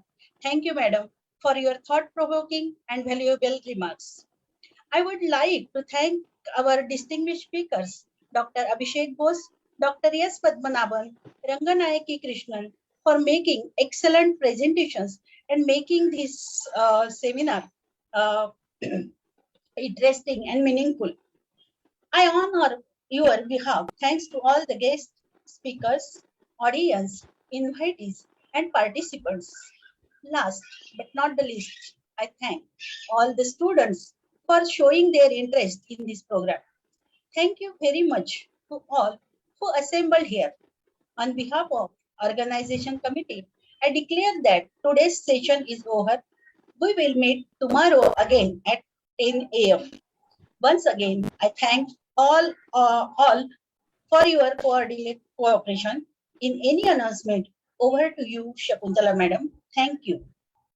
Thank you, Madam. Here I would like to add that certificate course in Bhakti literature, which is conducted by Department of Sanskrit, was started in the headship of Professor Dr. Gauri Mahudikar. And this conference is actually the offshoot, we can say, of this course, because the idea of this conference literally germinated when we were conducting this course. So we are really happy that Professor Dr. Gauri Mahudikar is present here in the form of chairperson. Thank you, madam, and thank you all. There were many senior professors who had joined us. Professor Alka Bakre, former head Department of Sanskrit, then Dr. Kala Acharya, Dr. Radha Krishnan Pillai, the scholar Ithamar Theodore, and many more. So I thank you all.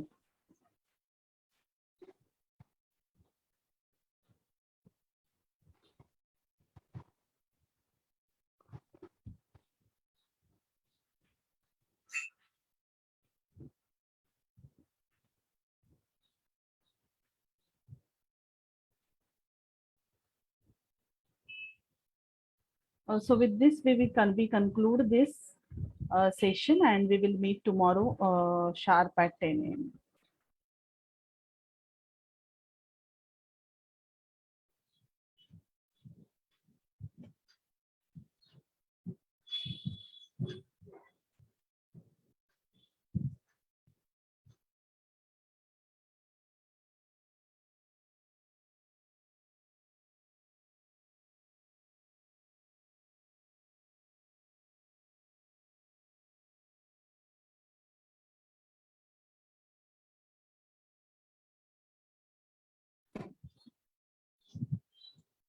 Shakuntala, madam?